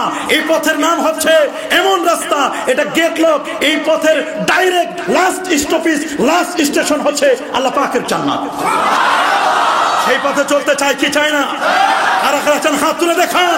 নারায়ে তাকবীর, নারায়ে রিসালাত, আহলে সুন্নাত ওয়াল জামাত, ঈদ এ মিলাদুন নবী, শ্যামলী নূর জামে মসজিদ, নারায়ে তাকবীর। সম্মানিত হাজিরিন, গভীর মনোযোগ। ফেরেশতারা বলল, আয় আল্লাহ, মালিক, বাতাসের চেয়ে কোনো কঠিন কোন সৃষ্টি আছে? বলে হ্যাঁ আছে। বলে কি সেটা? বলে বাতাসের চেয়ে কঠিন সৃষ্টি হলো বনি আদম। সুলাইমান নবী বাতাসের কান ধরত। সুবহানাল্লাহ বলে। বাতাস ১২,০০০ সিট তার বিমানের, বাতাস ধরে সকালবেলা ১ মাসের পথ, বিকেলে ১ মাসের পথ চলে সুলাইমান নবী। সুবহানাল্লাহ। এমন নবী সুলাইমান নবী বাতাস নিয়ে চলে। বাতাস হচ্ছে তার প্লেন, কিন্তু অক্টেনও নাই, পেট্রোলও নাই, ডিজেলও নাই। এমন গাড়ি যেখানে অক্টেন নাই, পেট্রোল নাই, ডিজেল নাই। সুবহানাল্লাহ বলে। ড্রাইভারও নাই। বিমানের জন্য তো ল্যান্ডিং প্লেস দরকার, পাইলট দরকার, বিমান বন্দরে সেখানে ল্যান্ডিং প্লেস দরকার। সুলাইমান নবীর প্লেনটা ছিল এমন, কোনো ল্যান্ডিং প্লেস লাগতো না। আল্লাহু আকবার বলেন। ল্যান্ডিং প্লেসের কোনো প্রয়োজন হতো না। সুলাইমান নবীর পিছনে যারা ছিল বলে, পাইলট ছাড়া বিমান চলবে কেমনে? সবাই খালি ভয় থরথর করে কাঁপতো। সুলাইমান নবী বলে, আমার আল্লাহ আমাকে দিচ্ছেন। মুরগি এসে সুলাইমান নবীর সাথে সালাম দিয়ে যায়, কথা বলে।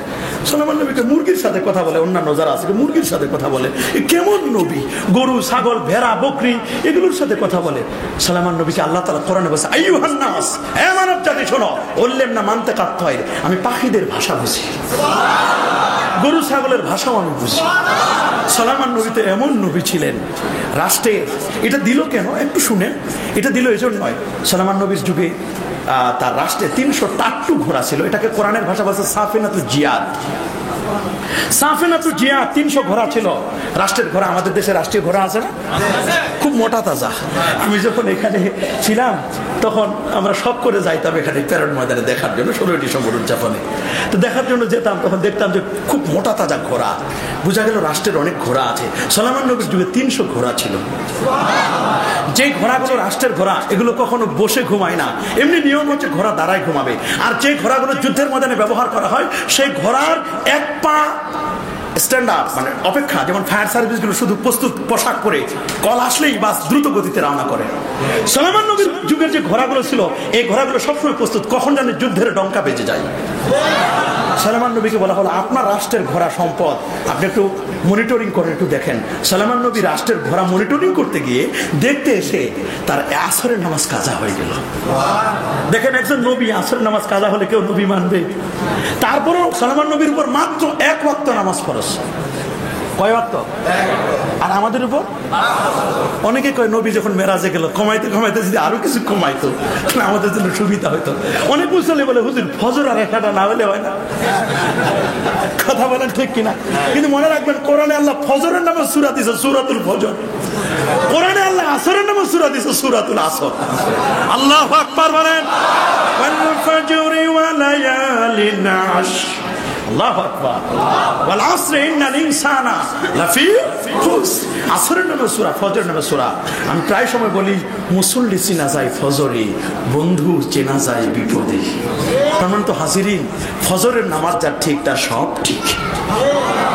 সারাদিন যে কাজে হাত দিবেন বরকত। ফজরের সময় এই পৃথিবীর হিসাব নিকাশ আল্লাহর দরবারে পৌঁছে। কোন সময়? ফজরের সময় একদল ফেরেশতা আউট হয় আর একদল ফেরেশতা ইন করে। যে দল ফেরেশতা আউট হলো আল্লাহর দরবারে গেল, আল্লাহ বলেন কি অবস্থা বান্দারে, কি অবস্থায় রাখে আসছে? দেখতেছি তো বিছানা থেকে উঠছে, চোখ ডেলতে ডেলতে। সুবহানাল্লাহ বলেন। বাথরুমে যাচ্ছে, উজু করবে মনে হচ্ছে, উজু করতেছে বলে হ্যাঁ তো ভালো, তো খারাপ না। উজু যেহেতু করতেছে, তো উজু যেহেতু করতেছে, যখন হাতে পানি দিবে মুখে পানি দিবে, এগুলোর সাথে গুণাগুলোকে মাফ করে দাও। সব গুণাগুলো সাফ করে আস্তে আস্তে করে মসজিদের দিকে যাচ্ছে। একাই যাবে, যদি ভয় পায় ফেরেশতা দাও। আল্লাহু আকবার। ওয়াস-সামাই ওয়াত-তারিক ওয়া মা আদরাকা মাত-তারিকুন নাজমুস সাকিব ইন কুল্লু নাফসিন লাম্মা আলাইহা হাফিজ হাফাজাতুল মালায়েকা। 10 জন ফেরেশতা, সামনে 10 জন, পিছনে ডানে বামে, চলো মসজিদে। ফেরেশতারা রিসিভ করে আসতেছে, আসো মসজিদে আসো। ফেরেশতা বলে আল্লাহ দেখে আসছি তো। মসজিদে ঢুকলো, বুঝা গেল নামাজ পড়বে। আরেক দল ফেরেশতা যারা ইন করতে জমিনে আসে, দেখি তো প্রথম কাতারে দাঁড়ানো। 2 দল ফেরেশতার রিপোর্ট যখন খুব সুন্দর হলো, কয় যাও সারাদিন যে কাজে হাত দিবে ওইটা যেন বরকত হয়। আল্লাহু আকবার বলেন। যার ফজর ঠিক তার সব ঠিক। কথা বলেন ঠিক কিনা? যার ফজর ঠিক তার সব ঠিক, যে কাজে হাত দিবেন বরকত। ফজরের নামাজ পড়ে নাই, গাড়িতে উঠছেন, না জানি অ্যাক্সিডেন্ট হয়, চোর চোর মনে হয়। কি বলেন ঠিক কিনা? মরলে তো ভয় লাগে, আজকে তো ফজর পড়ি নাই, যদি মরি তো কি বিপদ। আর ফজর পড়লে মরলে মরবো, ফজর তো পড়ে আসছি। কথা বলেন ঠিক কিনা? বাবাজিরা, নামাজ কি ঠিক হবে? কি বলেন ঠিক হবে? আমার নবী তার 63 বছরের জিন্দেগিতে তিনি কখনো ফজর ত্যাগ করেন নাই। এরপর এক ওয়াক্ত ফরজ কি নামাজ? জোরে বলেন। আসর। আসরের নামাজ কিন্তু তিনি বাইপাস ব্যবস্থা ছিল না। আমরা যদি কেউ উজু করতে না পারি তাহলে আমরা তায়াম্মুম করি। সুলাইমান নবীকে উজুই করতে হতো। কি করতে হতো? উজু ছাড়া কোনো বিকল্প নাই, সুলাইমান নবী উজু করতে হবে। পানিও পাওয়া যেত না, এই জন্য সুলাইমান নবীর একটা ওয়াসা ইঞ্জিনিয়ার রাখতো সাথে। ওয়াসা ইঞ্জিনিয়ার সবসময় সাথে রাখতো। ওয়াসা ইঞ্জিনিয়ার কোনো মানুষ না, তা ছিল একটা পাখি। পাখিটার নাম ছিল হুদহুদ। হুদহুদ পাখির চোখ ছিল ছোট ছোট, কিন্তু মাটির নিচে যখন তাকাইতো তখন 8 মাইল নিচে কোন জায়গায় পানির স্তর আছে তা বলে দিতে পারত। সুলাইমান নবীর অধীনে ছিল 2.5 লাখের মতো জিন। জিনগুলোকে বলে দিত পানি খনন করো, মাটি খনন করো, পানি বের করো। মাটি খনন করে পানি বের করে নেন, উজু করেন। বাইপাস তো নাই, বিকল্প তো কোনো ব্যবস্থাপনা নাই। আল্লাহু আকবার বলেন। সেই সুলাইমান নবী চলতেছে, যেতে যেতে যেতে যেতে যেতে যেতে হঠাৎ করে এক কৃষক আকাশের দিকে তাকায়, দেখে রে সুলাইমান নবীর বহর মনে হয় এটা যাচ্ছে, বাতাস উড়ায় নিয়ে যাচ্ছে হাজার হাজার মানুষকে। সে বলে তো সুবহানাল্লাহ বলে। যখন সুবহানাল্লাহ বলছে, বাতাস তো সুলাইমান নবীর কাছে পৌঁছাই দিছে, নেটওয়ার্ক। সুলাইমান নবীর কানে সুবহানাল্লাহ পৌঁছে গেল। কানে যখন সুবহানাল্লাহ পৌঁছে, সুলাইমান নবীর তো ল্যান্ডিং প্লেস দরকার হয় না, সাথে সাথে বিমানবন্দর, যেখানে রাইট সেখানে কাইট। কথা বলেন ঠিক কিনা? যেখানেই তিনি বলেন স্টপ, ক্যাফে না, থেমে যাও, বিমান থেমে গেল। কৃষক খালি দৌড়ায়, সুলাইমান নবীকে দৌড়াইস না, থাম, যাস কোথায়? বলে না হুজুর যাবো না। কে আপনি? সে তো অবাক হয়ে গেছে, বিমানবন্দর এখানে কেমনে থামলো? যখন থেমে গেছে, সুলাইমান নবীর কাছে আসো। আস্তে করে ভয়ে থরথর করে কাঁপতেছে। বলে তুমি কি বলছো? কই না আর বলবো না। তুমি বলো কি বলছো? বলে না আর জীবনেও বলবো না। তুমি বলো। বলে ভুলে বলছি। বলে ভুলে বলছো? কি বলছো সেটা বলো। কই সুবহানাল্লাহ বলে ফেলছি। কি বলে ফেলছি? সুবহানাল্লাহ বলে। সুবহানাল্লাহ বলে ফেলছো? তুমি জানো না তোমার সুবহানাল্লাহর কত দাম? শোনো।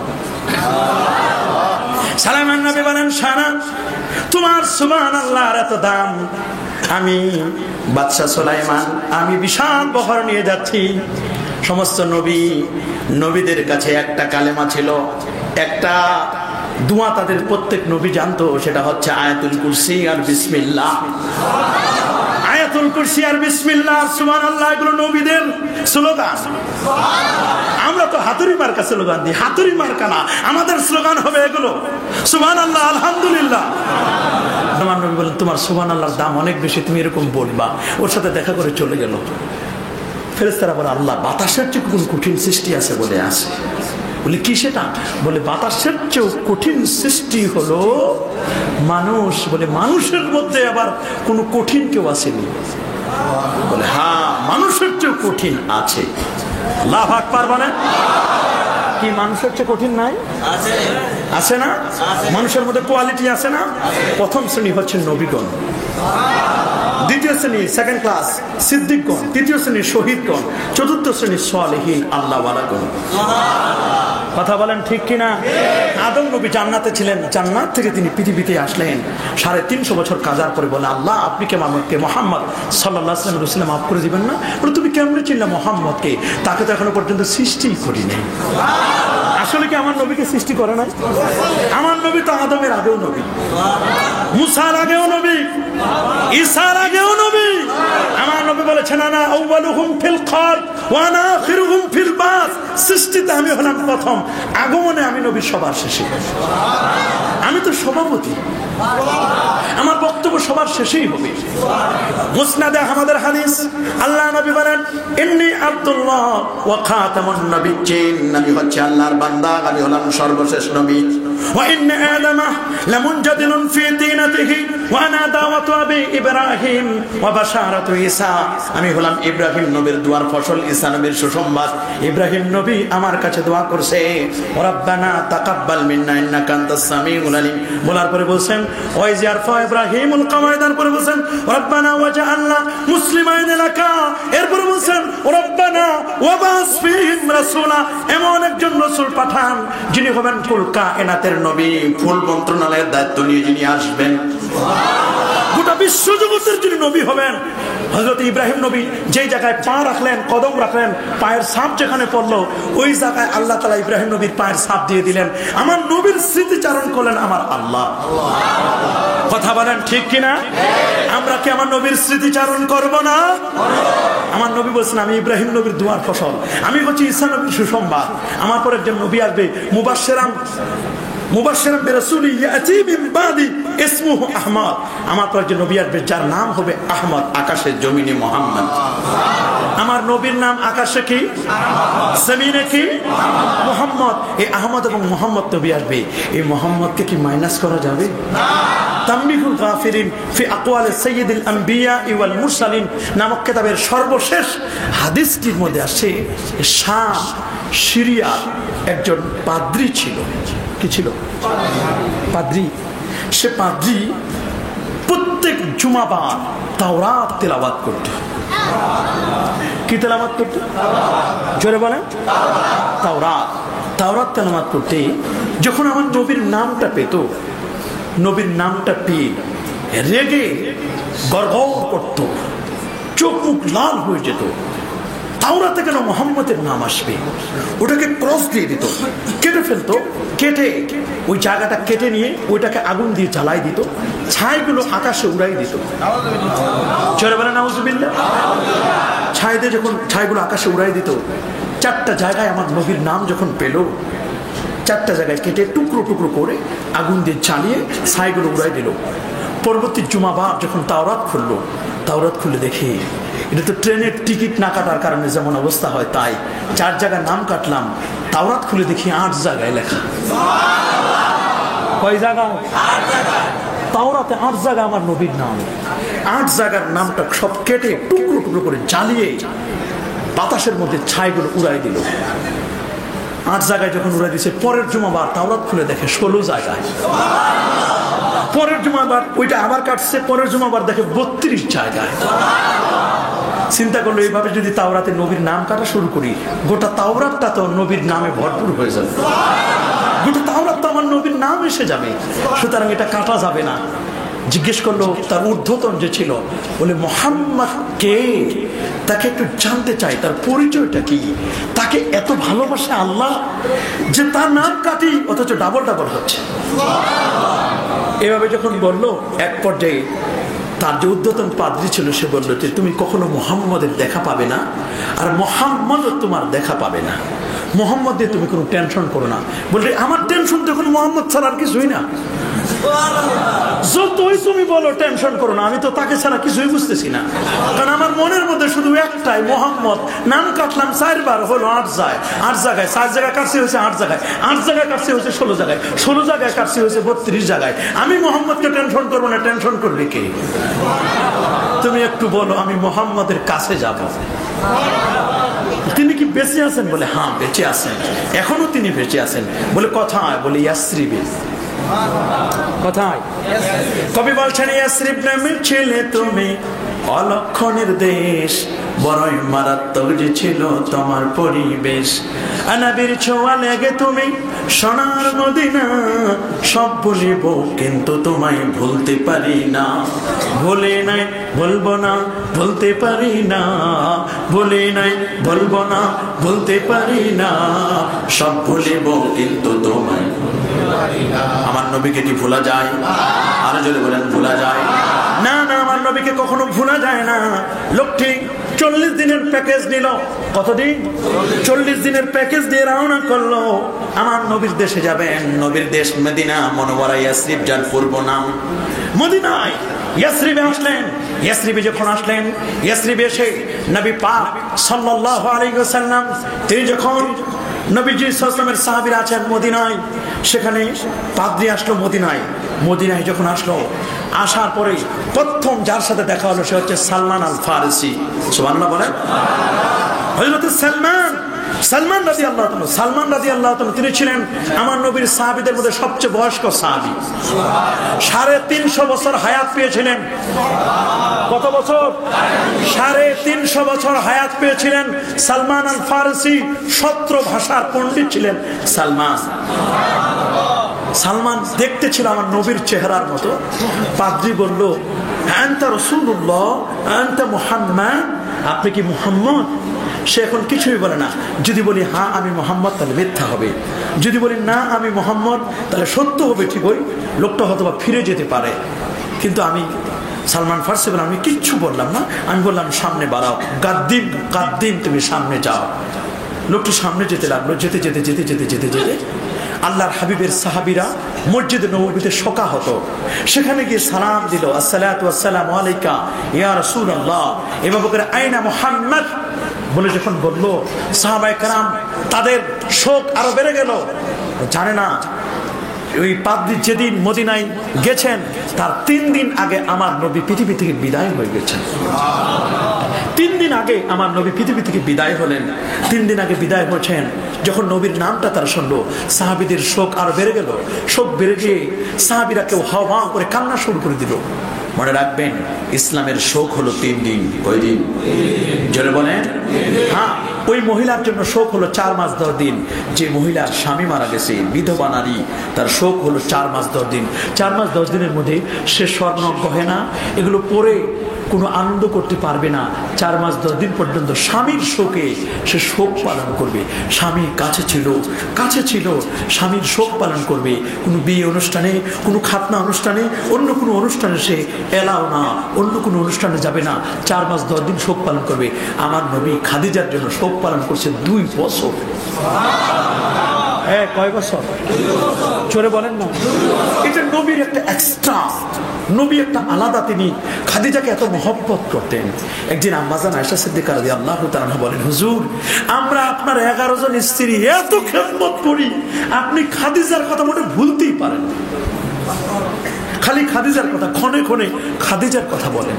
খাদিজাকে পড়লে কেন যেন ভুলতেই পারেন না। আমাদের খেদমত কি আপনার পছন্দ হয় না? বলে পছন্দ তো হয়। খাদিজার কথা আমি ভুলতে পারবো না। খাদিজাকে সালাম দিছেন আমার আল্লাহ। কে কে কে কে সালাম দিছে? একদিন আম্মাজান আয়েশা বলেন, বুঝতে পারছি আপনি মনে হয় ইন্তেকালের পরও মনে হয় খাদিজার পাশেই থাকবেন, কারণ খাদিজার কথা বারবার আপনি বলেন। নবী বলেন আমি তো জানি না এখন কোথায় কি করব। বলে হুজুর আমরা একটু জানতে চাচ্ছি আপনি যদি আমাদের আগে মারা যান আপনাকে কোথায় আমরা কবর দিব? আল্লাহ নবী বলেন আয়েশা জটিল একটি কোশ্চেন করেছ, আমার ইন্তেকালের পরে কোথায় তোমরা কবর দিবি আমি এখনো পর্যন্ত সিদ্ধান্ত নেই নাই। আম্মা জান আয়েশা বলেন ইয়া রাসূলুল্লাহ একটু বলে দিন কোথায় আমরা আপনাকে কবরস্থ করব, সমাহিত করব গো নবী। নবী বলেন আয়েশা এখনো সিদ্ধান্ত নেই নাই। আম্মা জান আয়েশা বলেন আমি তাহলে কয়েকটা জায়গার নাম বলি, আপনার অনুভূতি থেকে আমি বুঝতে পারছি আমাদের মনে হচ্ছে আপনার ইন্তেকালের পরে আপনি আমাদেরকে ওসিয়ত করে যাবেন জান্নাতুল মুআল্লা মক্কাতুল মুকাররমা, যে জায়গায় আপনার জন্ম, যে জন্মের শহর নিয়ে আমার আল্লাহ কসম করেছেন লা উকসিমু বিহাদাল বালাদ ওয়া আনতা হিল্লুম বিহাদাল বালাদ ওয়া ওয়ালিদু ওয়া মা ওয়ালাদ। ওই শহরে জান্নাতুল মুআল্লা খাদিজার কবর, আমাদের বিশ্বাস খাদিজার পাশে আপনি মনে হয় সমাহিত হবেন, আমরা বিশ্বাস করছি। নবী বলেন না না আয়েশা এখন সিদ্ধান্ত নেই নাই সেখানে আমি সমাহিত হব কিনা। আম্মা জান আয়েশা বলেন তাহলে আমি আরেকটা নাম বলি। বলে বলো আয়েশা বলো কোন জায়গাটা? হযরতে আয়েশা বলেন আমার মনে হচ্ছে হুজুর আপনি মনে হয় মক্কা থেকে 85 কিলোমিটার দূরে আবওয়া নামক জায়গায় আপনার বাবার কবর যেখানে আর আপনার মা কবর যেখানে সেখানেই মনে হয় আপনি সমাহিত হবেন। এই পৃথিবীর মানুষ সবার একটা আশা, ঢাকায় মরি আর নোয়াখালীতে মরি আর চাঁদপুরে মরি, বাংলাদেশের যে যেখানে মরি না কেন, যেখানেই আমরা মরি না কেন, নিজের নারীটা যেখানে পোতা, নিজের মনে রাখবেন মা বাবা যেখানে আছে সবাই সাধারণত বলে মার পাশে কবর দিও, বাবার পাশে কবর দিও।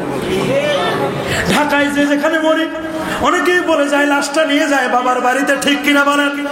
যে যেখানে মরি না কেন বাবার বাড়িতে, বাবার পাশে যেখানে আমার বাবা যেখানে শোয়া, আমার মা যেখানে শোয়া, সেই জায়গায় সাধারণত দাফন করতে বলা হয়, ঠিক কিনা? আম্মা জান আয়েশা বলেন ইয়া রাসূলুল্লাহ আমরা মনে করছি গো নবী আপনি মনে হয় আপনার বাবার পাশে ওই আবওয়া নামক জায়গায় মনে হয় আপনার কবর হবে। আপনার বাবার কবর জিয়ারত করতে গিয়ে আপনি আপনার মাকে হারালেন, আপনার মার পাশে মনে হয় আপনার কবর হবে। আল্লাহ নবী বলেন আয়েশা এখনো পর্যন্ত সিদ্ধান্ত নেই নাই আমার কবর কোন জায়গায় হবে। আল্লাহু আকবার। হযরত আয়েশা বলল হুজুর 3 নম্বর প্রস্তাব আমি আপনার কাছে করতে পারি। বলে বলো 3 নম্বর প্রস্তাবটা কোন জায়গায়? বলে হুজুর আমার মনে হচ্ছে আপনি মনে হয় আপনার কবর হবে জান্নাতুল বাকি, যেখানে 10,500 সাহাবীর কবর আছে। কত কত? 10,500 সাহাবীর কবর। আমার নবীর ফুফিদের কবর হলো জান্নাতুল বাকিতে। বহুবার আমরা সেই জান্নাতুল বাকিতে গিয়েছি। আমার নবীর দুধমাতা হালিমাতুস সাদিয়ার কবরটাও জান্নাতুল বাকিতে। আমার নবীর মেয়ে ফাতেমার কবরও হয়েছে নবীর ইন্তেকালের পরে সেখানে। হযরতে হাসানের কবরটাও সেখানে, ঠিক কিনা বলে? নবীর ছেলে ইব্রাহিম রাদিয়াল্লাহু তাআলা তার কবরটাও সেই জায়গায়। আমার বিশ্বাস হুজুর আপনি মনে হয় জান্নাতুল বাকিতে আপনার কবর হবে, এটাই তো আমরা মনে মনে ধারণা করেছি হুজুর ওইখানে মনে হয় আপনার কবর হবে। নবী বলেন না রে আয়েশা এখনো পর্যন্ত সিদ্ধান্ত নেই নাই আমার কবর কোথায় হবে। গভীর রজনী রাত্রে 1টা বেজে যায়, নবী তাহাজ্জুদের জন্য উঠছেন। নবীজি তাহাজ্জুদ পড়তে পড়তে নবীর চোখে একটু ঘুম এসে গেল। আল্লাহ নবী সেই আয়েশার কোলের মধ্যে মাথা, আয়েশার কোলের মধ্যে নবীর মাথাটা, আল্লাহ নবী কিবলার দিকে তার মুখটা ঘোরানো। নবী বলেন আয়েশা আমাকে যেভাবে দেখছো এইভাবে তোমার কোলে যদি আমার ইন্তেকাল হয় আয়েশা, তোমার কেমন লাগবে তুমি একটু বলো না। আয়েশা বলে, হুজুর আমার জীবনটা ধন্য হবে, আমার ভাগ্য খুলে যাবে আপনি যদি এইভাবে যদি ইন্তেকাল করেন। আমার নবী বলেন, আয়েশা আমার মনে হচ্ছে যেইভাবে আমি তোমার এখানে শোয়াছি এইভাবে আমার ইন্তেকাল হবে। মনে রেখো এইভাবে যদি আমার ইন্তেকাল হয়, মনে রেখো তোমাকে একটা উসুল, একটা নিয়ম আমি বলে দিয়ে যাচ্ছি, নবীরা যেখানে মারা যায় সেই জায়গায় তাদের কবর হয়। নবীরা যেখানে মারা যায়, নবীরা যেখানে ইন্তেকাল করে সেই জায়গায় তাদের রোজা হয়। নবীদেরকে অন্য জায়গায় ট্রান্সফার করা যায় না। তবে আয়েশা শোনো, জিবরিল আমিন আমার কাছে অপশন দিয়েছিল, দুটো অপশন। প্রথম অপশনটা ছিল এই, হুজুর আপনি যদি চান আল্লাহর সাথে আপনি দেখা করবেন, আপনি যদি চান আপনি কিয়ামত পর্যন্ত হায়াত পাবেন।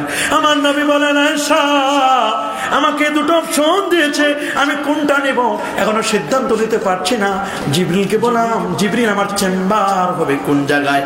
জিবরিল বলে, হুজুর ইব্রাহিম খলিলুল্লাহ তার চেম্বার হয়েছে সপ্তম আকাশে। কোন জায়গায়? ইব্রাহিম খলিলুল্লাহর চেম্বার সপ্তম আকাশে, আর আপনার চেম্বার হবে সপ্তম আকাশের উপরে। এটা আমি মনে করছিলাম, কিন্তু হুজুর কি হবে আমি জানি না, সপ্তম আকাশে আপনার চেম্বার।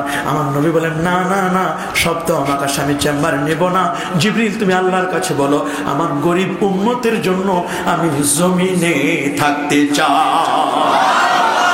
লক্ষ লক্ষ টাকা খরচ করে মদিনায় যাইয়া যখন আমার নবীর কদমের পাশে দাঁড়াইয়া যদি বলে, আসসালাতু ওয়াসসালামু আলাইকা ইয়া রাসূলুল্লাহ, আসসালাতু ওয়াসসালামু আলাইকা ইয়া হাবিবাল্লাহ, বলে যদি নবীর কাছে যদি নবীকে ওসিলা দিয়ে মাপ চায়, কোরআন বলে, ওয়ালাউ আন্নাহুম ইযলামু আনফুসাহুম জাউকা ফাস্তাগফিরুল্লাহ ওয়াস্তাগফার লাহুমুর রাসূল লাওয়াজাদাল্লাহা তাওয়াবার রহিমা। এখানে এসে যদি কেউ দোয়া করে আমার নবীকে উসিলা দিয়ে, তাহলে মনে রেখো, মনে রেখো আমার নবীকে উসিলা দিয়ে দোয়া করলে আমার আল্লাহ সাথে সাথে তার দোয়াকে কবুল করবেন। আল্লাহ তাআলা তার জীবনের গুনাহগুলোকে মাফ করে দিবেন। নামের সাথে লেখা যায় না? কি বলেন, যায় না? অবশ্যই যায়। খানায় কাবার গিলাফের মধ্যে লেখা, জাতীয় পতাকার মধ্যে লা ইলাহা ইল্লাল্লাহ মুহাম্মাদুর রাসূলুল্লাহ লেখা। ডোনাল্ড ট্রাম্প নির্বাচিত হলো, ইসলামকে নিভাতে পেরেছে।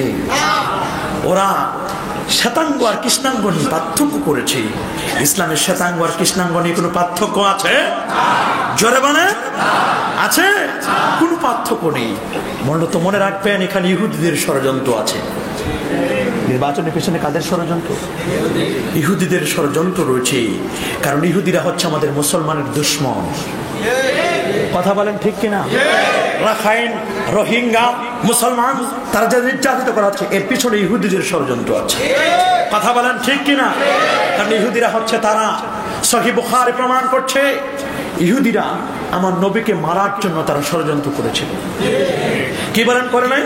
আমার নবীকে দাওয়াত দিল ইহুদিরা।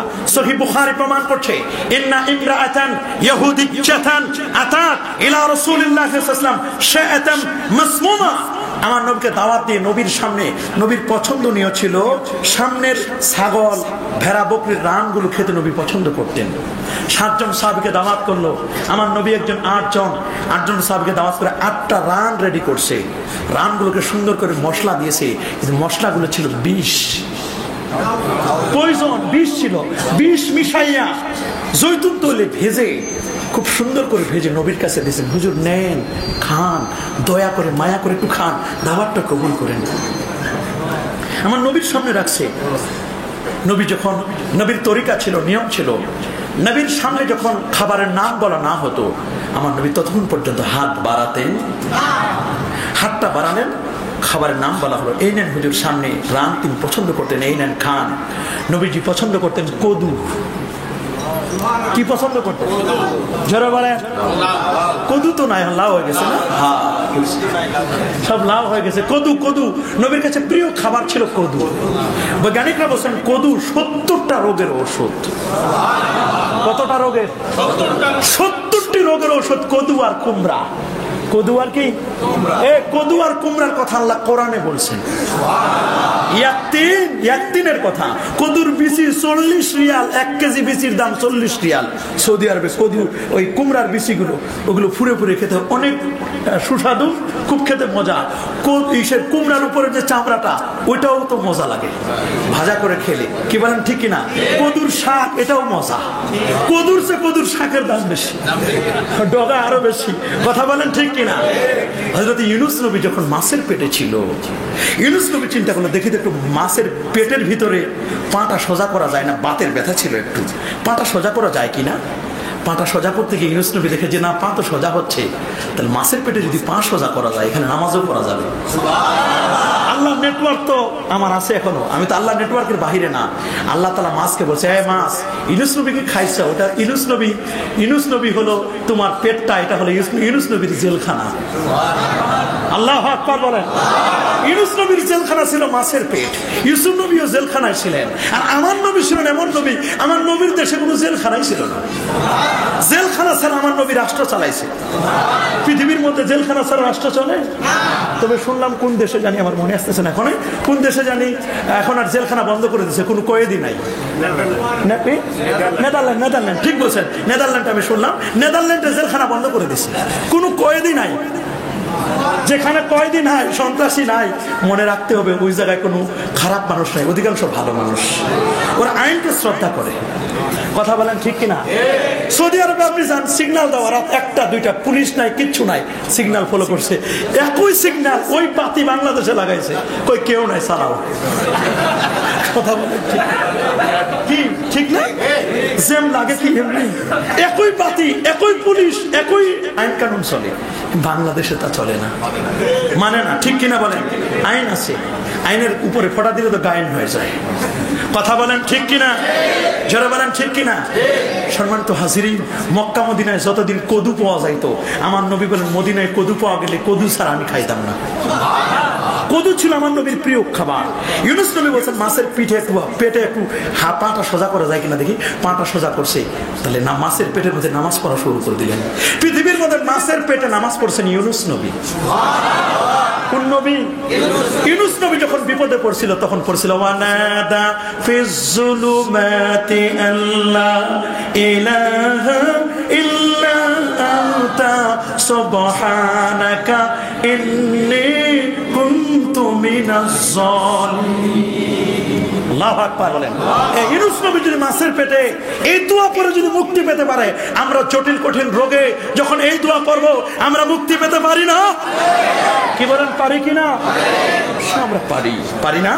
আমরা বিপদে পড়লে কিন্তু দোয়াটা পড়ি, লা ইলাহা ইল্লা আনতা সুবহানাকা ইন্নী কুনতু মিনাজ।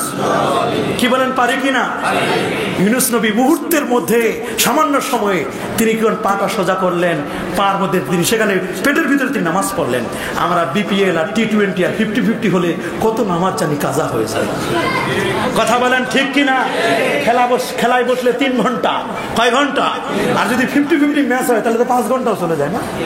মাঝখানের যে নামাজগুলো অনেকের চলে যায়। কিন্তু ইউনূস নবী এমন, ইউনূস নবীর নামাজ, তিনি মাছের পেটেও তিনি বলছেন নেটওয়ার্ক আছে, এই জায়গা আল্লাহকে মাইনাস করা যায়। জোরে বলেন যাবে? আমার আল্লাহকে মাইনাস করা যায় না। মাছ যখন তাকে গিলে ফেললো, আল্লাহ তাআলা মাছকে বলেন, মাছ ওটা ইউনূস নবীর বমি করে দাও। আল্লাহ বমি করে দিব, বমি করে দিলেই তো মাছি ধরবে, মাছি খাইবে, মাছি পড়বে। আল্লাহ তাআলা জিবরিলকে বলেন, যাও জান্নাতি কদুর বিচি লাগাও। আল্লাহু আকবার বলেন। কদুর বিচি লাগাই দাও, কদুর বিচি, কদুর বীজ লাগাই দাও নদীর পারে। নদীর পারে জিবরিল আমিন কদুর বিচি লাগাই দিলেন, গাছ হয়ে গেল। গাছের সুন্দর গাছ হলো। ইউনূস নবীকে আল্লাহ তাআলা বলেন, মাছ রে তুমি এখানে রাখো। ইউনূস নবীকে কদু গাছের নিচে রাখলো। সম্মানিত শুধু কদু গাছের উপর কখনো মাছি বসে না। আল্লাহু আকবার বলেন। কদু গাছে কি বসে না? মাছি নিয়ে ভারতের বৈজ্ঞানিকরা গবেষণা করছেন। ভারতের বৈজ্ঞানিকরা মাছি নিয়ে গবেষণা করছেন। ওরা মাছি খুলছে, মাছি সামনে আসে, মৌমাছি নিয়ে গবেষণা করছে, স্বাভাবিক জেনারেল মাছি নিয়েও গবেষণা করছে। গবেষণা করেছে তারা জোনাকি পোকা নিয়ে। আমেরিকার টেবিলে জোনাকি পোকা, 12টা জোনাকি পোকা, 12 জন টেবিলে, 12 জন বিজ্ঞানিকের টেবিলে 12টা জোনাকি পোকা ধরে খুলে পাট খুলতেছে, খুলে দেখতেছে পিছনে একটা চার্জার লাইট। আল্লাহু আকবার বলে। জোনাকি পোকার পিছনে কি? Charger light. এই চার্জার লাইটটা আসলো, অথচ এখানে চার্জার লাইটে ইলেকট্রন, পজিট্রন, কোনো রে নাই, কিচ্ছু নাই। এই পৃথিবীর মধ্যে আলো জ্বালাতে হলে কমপক্ষে কাঠ, খড়ি, অকটেন, পেট্রোল, ডিজেল, কত কিছু লাগে। কিন্তু এই চার্জার লাইট এখানে আছে, আলো চলতেছে, অথচ এই চার্জার লাইট আলো জ্বালাতে গিয়ে কিচ্ছু লাগে না। আর এটা তো দুনিয়ার সাধারণ কোনো চার্জার লাইট না। তোশিবা, মাইওয়ানের চার্জার লাইট কিনেন, 3 ঘন্টা পর আর চার্জ থাকে না। কথা বলেন ঠিক কিনা? আমরা ওই মসজিদের প্রথমে 2 পাশে 2টা চার্জার লাইট কিনছিলাম। এসব নামাজ পড়তে পড়তে শেষ হয়ে যাইতো, মাঝে মধ্যে শেষ হয়ে যাইতো। চৌধুরী সাহেব তো মাঝে মধ্যে রাগ করে, তোদের চার্জ দেওয়া নাই তোমরা? চার্জ তো দেওয়া হয়েছে, কিন্তু আসলে তো চার্জার লাইট তো এটা চাই না। কথা বলেন ঠিক কিনা? 2-3 ঘন্টা পরে ফুরায় যায়, 40 মিনিট পরে ফুরায় যায়। কিন্তু এমন অবাক কাণ্ড, জোনাকি পোকার পিছনে যে চার্জার লাইট, এই চার্জার লাইটটা এমন সারা রাত চার্জ দেয়, আলো বিকিরণ করে, কিন্তু ফুরায় না। আল্লাহু আকবার বলে। সায়েন্টিস্ট যারা, বৈজ্ঞানিক যারা, তারা চিন্তা করলো এই জোনাকি পোকা যে চার্জার লাইটের চার্জ বিকিরণ করে, এটা চার্জ নেই কোন জায়গায়। আপনাদের বাসা বাড়িতে গিয়ে প্লাগ ঢুকেছে? জোনাকি পোকা কখনো চার্জ দিয়েছে? আপনাদের বাসায় গেছে কখনো? কোনোদিন তো ঢুকায় না। এমনি আমরাই তো বিদ্যুৎ পাই না, আবার জোনাকি পোকাটা যদি নিত তাহলে তো আরো বিপদ। কথা বলেন ঠিক কিনা? সরকার বাইক বন্ধ করেছে, বাইক চলে না, বাইক ওটা কি বলে, অটো বাইক গুলো, ওগুলো চার্জ বেশি না, এই জন্য বলে যে ওগুলো বন্ধ করে দাও। অনেক জায়গায় বন্ধ করে দেওয়ার জন্য চেষ্টা করছে, বিদ্যুতের খরচ বেশি হয়। কিন্তু আল্লাহ সুবহানাহু ওয়া তাআলা এমন সিস্টেম করলেন যে বাবুই পাখি যখন বাসা বাঁধবে, সুবহানাল্লাহ বলেন, বাবুই পাখির জন্য পৃথিবীর কেউ বাড়ি বানায় না। যত সুন্দর করে বাড়ি বানান বাবুই পাখির জন্য, একটা রুমও তো রাখেন না, ভেন্টিলেটর তাও বন্ধ করে দেয়, এসির বাতাস জন্য বের না হয়। বাবুই পাখি কেমনে সেখানে কি করবে? চড়ুই পাখিও জায়গা পায় না, বাবুই পাখিও জায়গা পায় না। বাবুই পাখি বাসা বাঁধায় ওই সুপারি গাছের উপরে, তাল গাছের উপরে। বাবুই পাখি, আল্লাহ বাবুই পাখিকে বলে দিল, রে বাবুই পাখি, তোর জন্য বিদ্যুৎ কপালে জুটবে না, জুটবে না। মানে তো হাজিরিন, বাবুই পাখি ওই জায়গায় এত সুন্দর আমার আল্লাহ তাকে এমন টেকনোলজি দিয়ে দিলেন, এই টেকনোলজির মাধ্যমে বাবুই পাখি আঠালো কাদা ওই জায়গায় বাসার মধ্যে রেখে দিল। আঠালো কাদা, কাদা কি কাদা? মাটি কাদা, কাদা কাদা লাগাই দিল। কাদা লাগাই দেওয়ার পরে 4-5টা জোনাকি পোকা ধরে এনে রিমান্ডে নেয়। ওইখানে জোনাকি পোকাগুলো সেট করে দেয়, কাদার মধ্যে লাগাই দেয়। কাদার মধ্যে 4-5টা জোনাকি পোকা লাগাই দিলে প্রায় বেশ সুন্দর গোটা ঘর আলোকিত হয়ে যায়। ربنا ما خلقت هذا باطلا سبحانك فقنا عذاب النار الله أكبر جربنا الله أكبر আমার নবীর ঈদ মিলাদুন নবী যতই বলি ততই মজা লাগে, ঠিক কিনা বলে? নবীর ঈদ মিলাদুন নবী আল্লাহ বলেন ওয়ারাফানা আলাকা যিকরাক, নবী হে আপনার জিকিরকে সমুন্নত করেছি। কুল্লামা যুকিরতু যুকিরতামাই, আমার নামটা যেখানে আমার বন্ধুর নামও সেখানে। ও আজানে শুনি আপনার নাম, নামাজে জানাই আপনাকে সালাম। আজানে শুনি নবীর নাম, আজানে আমরা নবীর নাম শুনি কিনা? নামাজে আমরা নবীকে সালাম জানাই কিনা? ও আমার নবীকে মাইনাস করা যায় না, যায় না, যায় না রে। আমার নবীকে মাইনাস করার চেষ্টা করো না, করো না। আমার নবীকে প্লাস করো। আমার নবীকে যে যত বড় উচ্চকিত করে ধরবে, আমার আল্লাহ তার মর্যাদাটাকে তত বেশি বাড়াই দিবেন। আল্লাহু আকবার বলে। ফেরেশতারা বলল, আয় আল্লাহ। ফেরেশতারা বলল, মালিক, বাতাসের চেয়ে কঠিন কোন সৃষ্টি আছে? বলে আছে। বলে বাতাসের চেয়ে কঠিন সৃষ্টি কি? মানুষ। মানে মানুষের চেয়ে কোনো কঠিন সৃষ্টি আছে? বলে আছে। মানুষের মধ্যে ওই মানুষটা বড় কঠিন, মানুষটা বড় ভালো মানুষ, যার দিলটা বড় ভালো। আল্লাহু আকবার। যার দিলটা বড়, যার দিলটা বড় ভালো, যার দিলটা বড় ভালো, ওই লোকটা ডান হাতে কি দান করে, বাম হাত তা জানে না। আমরা তো এমন, মসজিদে যদি কারণ নাম না বলি, ইমাম সাহেবের চাকরি, বিকালে গাঠি বস্তা গোল করতে বলে। কথা বলেন ঠিক কিনা? হ্যাঁ, আমি চৌধুরী, আমি তালুকদার, আমি জমিদার, আমার নাম বলেন নাই, হুজুর চাকরি কেমনে রাখবেন দেখবো। আপনি কেমনে থাকেন দেখবো। আরে বাবা, আপনি কয় টাকা মসজিদে দান করলেন জানে না? জানে না? বাবাজিরা জানে না? আল্লাহ, আমার আল্লাহ কিন্তু জানে। কে কত টাকা দিল কেউ জানে না, জানে কে? আরো জোরে বলেন, আমার আল্লাহ জানেন। কোরআন বলছে, কুল ইন তুফু মা ফি সুদুরিকুম আও তুবদু ইয়ালামুহুল্লাহ ওয়া ইয়ালামু মা ফিস সামাওয়াতি ওয়াল আরদ। আল্লাহু আকবার। পৃথিবীর মধ্যে যা ওপেন আর যা গোপন সব আমার আল্লাহ জানেন। কে জানেন? কে জানেন? আল্লাহ জানেন। নবী পাক সাল্লামের সামনে খাবার দেওয়া হলো, 8টা সামনের ছাগলের রান। মনে নাই? কি মনে আছে আপনাদের? কয়টা? নবীকে বলা, হুজুর নেন, কত আদর করে খান হুজুর, আপনার মতো তো নবী হয় না। দেখছেন কত মায়া। মুনাফিকদের কথা হলো জুফরুফুল কাউল, মানে মুখের কথাটা খুব রসকস, কঠিন মিষ্টি কথা, মুখে মধু অন্তরে বিষ। মুখে মধু, জোরে বলে।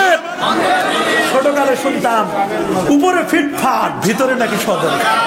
এখন কিন্তু আগের সদরঘাট আর নাই, সদরঘাট এখন অনেক উন্নত হয়ে গেছে। কি বলেন ঠিক কিনা? সদরঘাট এখন অনেক ভালো হয়ে গেছে। কথা বলেন ঠিক কিনা? জুফরুফুল কওল, মুখের কথা বড় মিষ্টি। যারা মুনাফিক শ্রেণীর, তাদের মাথার পাগড়ি বড়, জুব্বাটা বড়, আসে। আসার পর মসজিদ আসে, কি সুন্দর সুন্দর কথা। হুজুর আপনার মতো আর হুজুরই হয় না। আসলে ইসলামের 12টা বাজাই দেয়। ঠিক কিনা বলেন? মনে রাখবেন, এগুলো মুনাফিক, উপরে ইসলাম, ভিতরে কিছুই নাই। ঠিক কিনা বলেন? আমার নবী বলেছেন, আর মান কুন্না ফিহি কানা মুনাফিকান খালিসা। 4টা খাসলাত যার মধ্যে থাকবে, ওটা নির্ভেজাল মুনাফিক। নাম্বার 1, ইজা হাদাসা কাযাবা, কথা বলার সময় মিথ্যা বলে। ইজা উতুমিনা খানা, আমানত রাখা হলে খেয়ানত করে। নাম্বার 3, মনে রাখে, ইজা আহাদা গাদারা, প্রতিশ্রুতি দেয় তখন ভঙ্গ করে। মসজিদে যখন ইমাম সাহেব চান্দা উঠায় 5 লাখ 10 লাখ বাহবা পাওয়ার জন্য, ওরে মিছি, ঠিক কিনা? মসজিদে বলছে, কতজনের মসজিদে বলছে।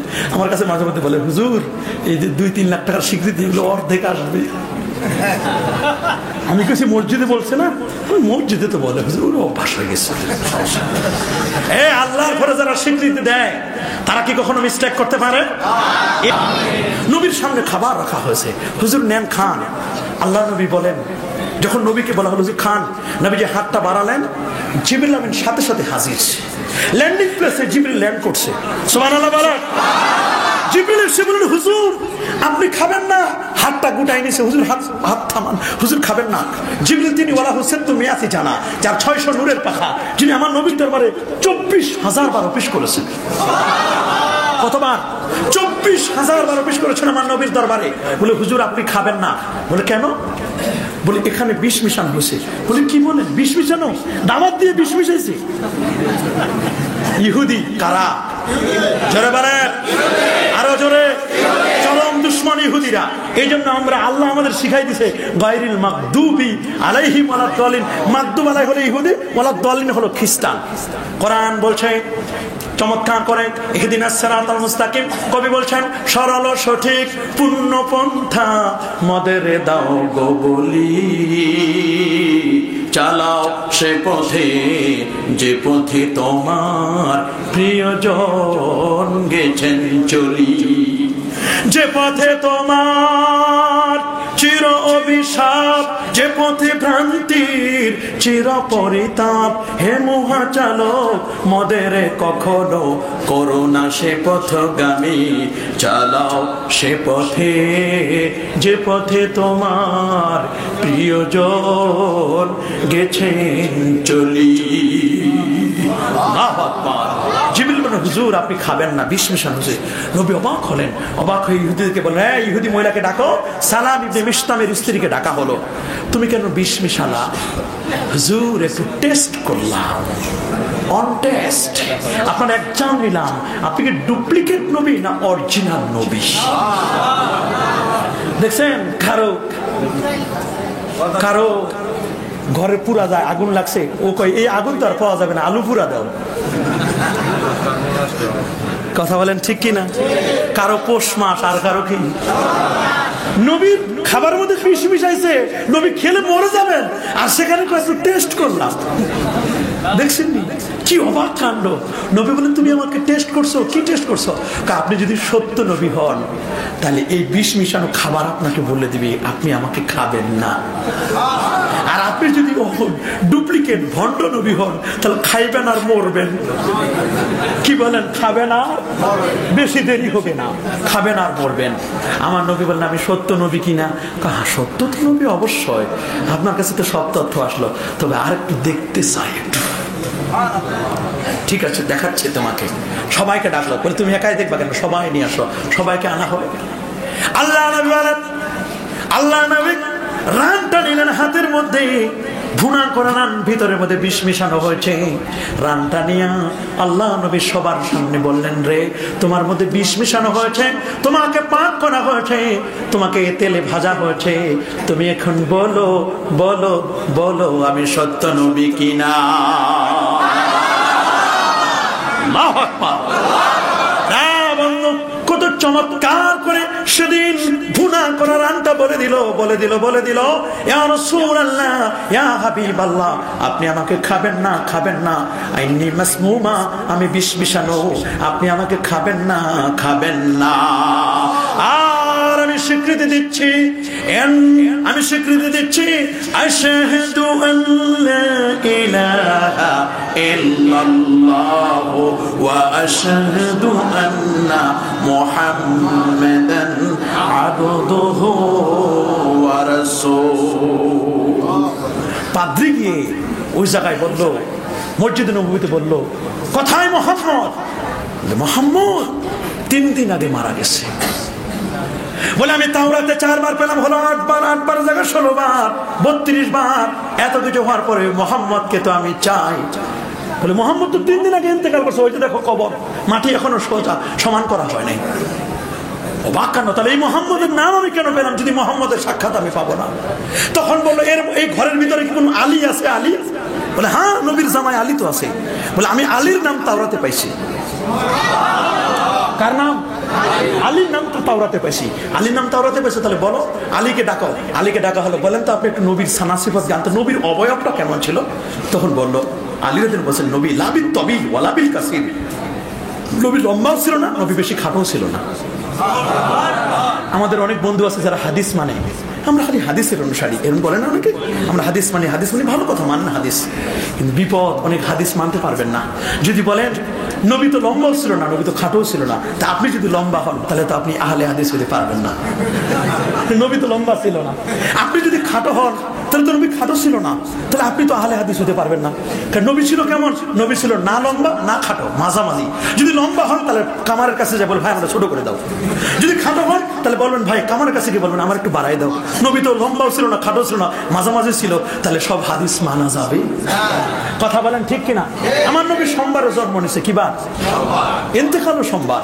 আপনি তো সোমবারে জন্ম নিতে পারেন না। মার কাছে বলেন, মা আমি তো হাদিস মানি, মা প্লিজ মা আমাকে একটু পেটের ভিতরে নিয়ে সোমবারে জন্ম দাও। মা মা আমি তো আহলে হাদিস হতে পারি নাই, আমি হাদিস অনুযায়ী আমার জন্ম হয় নাই। মা কথা বলেন ঠিক কিনা?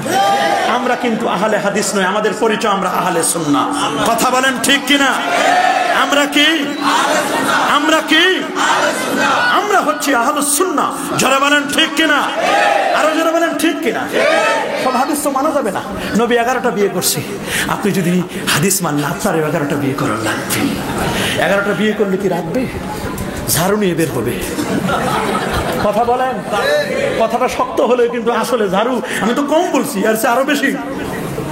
কথা বলেন ঠিক কিনা? আরো জোরে বলেন ঠিক কিনা? সাবধান, কঠিন অবস্থা। খালি হাদিস মানি হাদিস মানি বলেন না, ঠিক বলছেন আপনি। কোরআন বলছে ওয়াহ ইসনা ওয়া সালাসা ওয়া রুবা। সুবহানাল্লাহ বলেন। 2 3 4, কিন্তু যদি একটারে ভালো মতো সাইজ করতে না পারেন তাহলে দ্বিতীয়টার দিকে হাত বাড়া যাবে না। কথা বলেন ঠিক কিনা? একটারে ভালো করে রাখেন, এখন একটাই যদি ঠিকঠাক করে খাওয়াইতে না পারেন, কাপড় চোপড় দিতে না পারেন, তাহলে আরেকটারে যাইবেন না। ঠিক কিনা? আমরা আহলে সুন্নাহ, ঠিক কিনা বলেন? আমাদের সাথে কারো কোনো দুশ্মনী নাই। তুমি তোমার হাদিস নিয়ে রাখো ভাই, আমরা আমাদের সুন্নত নিয়ে রাখি। কথা বলেন ঠিক কিনা? যারা বলেন ঠিক কিনা? কারণ নবী বলেন তাওয়াজ্জাউ মিন মাসাতিন নার, আগুনে পাকানো খাবার খাওয়ার পরে ওযু করো। আর যদি প্রচন্ড ঠান্ডা হয়, ওই দিন খালি একজন আহলে হাদিসের ভাইরে বলবেন, ভাই একটু চা খাও, একটু করে চা খাবেন না, করে দেবেন চলেন নামাজ পড়ি। চা খাইলে ওযু করা লাগবে, কারণ ও গরম পানি, চা তো গরম, আগুনে পাকানো খাবার খাওয়ার পরে নবী বলেন ওযু করতে হবে। তাহলে যতবার চা খাইবে ততবার ওযু করতে হবে, যতবার গরম খাবার খাবে ততবার ওযু করতে হবে। আর গরম পানি দিয়ে তো জীবনে ওযুই করতে পারবে না। কথা বলেন ঠিক কিনা? তো কঠিন বিপদের মধ্যে আছে, এই বিপদে পড়বেন না। আমরা আহলে সুন্নাহ। লোকটি বলল, ইহুদি পাদ্রী বলল, ভাই আমি তো নবীর নাম পাইছি, আমার তাড়াতাড়ি নবীর সাথে দেখা করা। ওই নবী তো কবর জগতে দেখা করাবো কেমনে? ওই নবীর সানাসিবত শুনলাম, ওই নবীর কোনো জুব্বা নাই, জামা নাই। বলে আছে, নবীকে দেখতে পারি নাই, ওই নবীর জুব্বা মোবারকটা একটু দেখতে চাই। সালমানকে হযরতে আলী বলেন, সালমান যাও ফাতেমার কাছ থেকে নবীজির জুব্বা মোবারকটা আনো। নবীজির জুব্বাটা আনলো। জুব্বাটা আনার পরে বলল, আমার নবীর দেহের সাথে টাচ করা, নবীর ঘামগুলো যে জুব্বার মধ্যে লাগানো আছে, আমি নবীর ঘাম নিতে পারি নাই, নবীর সাথে দেখা করতে পারি নাই। নবীর জুব্বা মোবারক, নবীর জামা মোবারকটা যেটা ছিল, ওই জায়গায় নবীর ঘাম ছিল, ওইটা একটু আমি চুমু খাবো, আর একটু আমি মুছা দেবো, আমি চুমু খাবো, চোখের মধ্যে লাগাবো। জামাটা নিয়ে আমি চুমু খেলাম, আর আমি আল্লাহর কাছে বললাম, আল্লাহ এই জুব্বা মোবারক চার, আমি তার প্রতি ঈমান আনলাম। মালিক রে, তুমি যদি আমার ঈমানকে কবুল করো, এই মুহূর্তে আমার মৃত্যু দাও, মৃত্যু যদি দাও তাহলে বুঝবো আমি আমার ঈমান কবুল হয়েছে। বন্ধু, লোকটি আল্লাহর দরবারে দুহাত তুলে মুনাজাত করতে বাকি মুহূর্তের মধ্যে লোকটি জমিনের মধ্যে লুটিয়ে পড়লো, তার ঈমান কবুল হলো, জবান থেকে বের হলো আশহাদু আল্লা ইলাহা ইল্লাল্লাহু ওয়া আশহাদু আন্না মুহাম্মাদান আবদুহু ওয়া রাসূলুহু, কালেমা বের হলো, লোকটি মারা গেল। ওই অবস্থা হযরত আলী তার দাফন করেন, কাফন করে জান্নাতুল বাকিতে দাফন করলেন। বন্ধুরে, লোকটির ঈমান কবুল হলো। এই হচ্ছে আমার নবীর ঈদ মিলাদুন নবী। সেই নবীর আদর্শ আমরা মানবো না?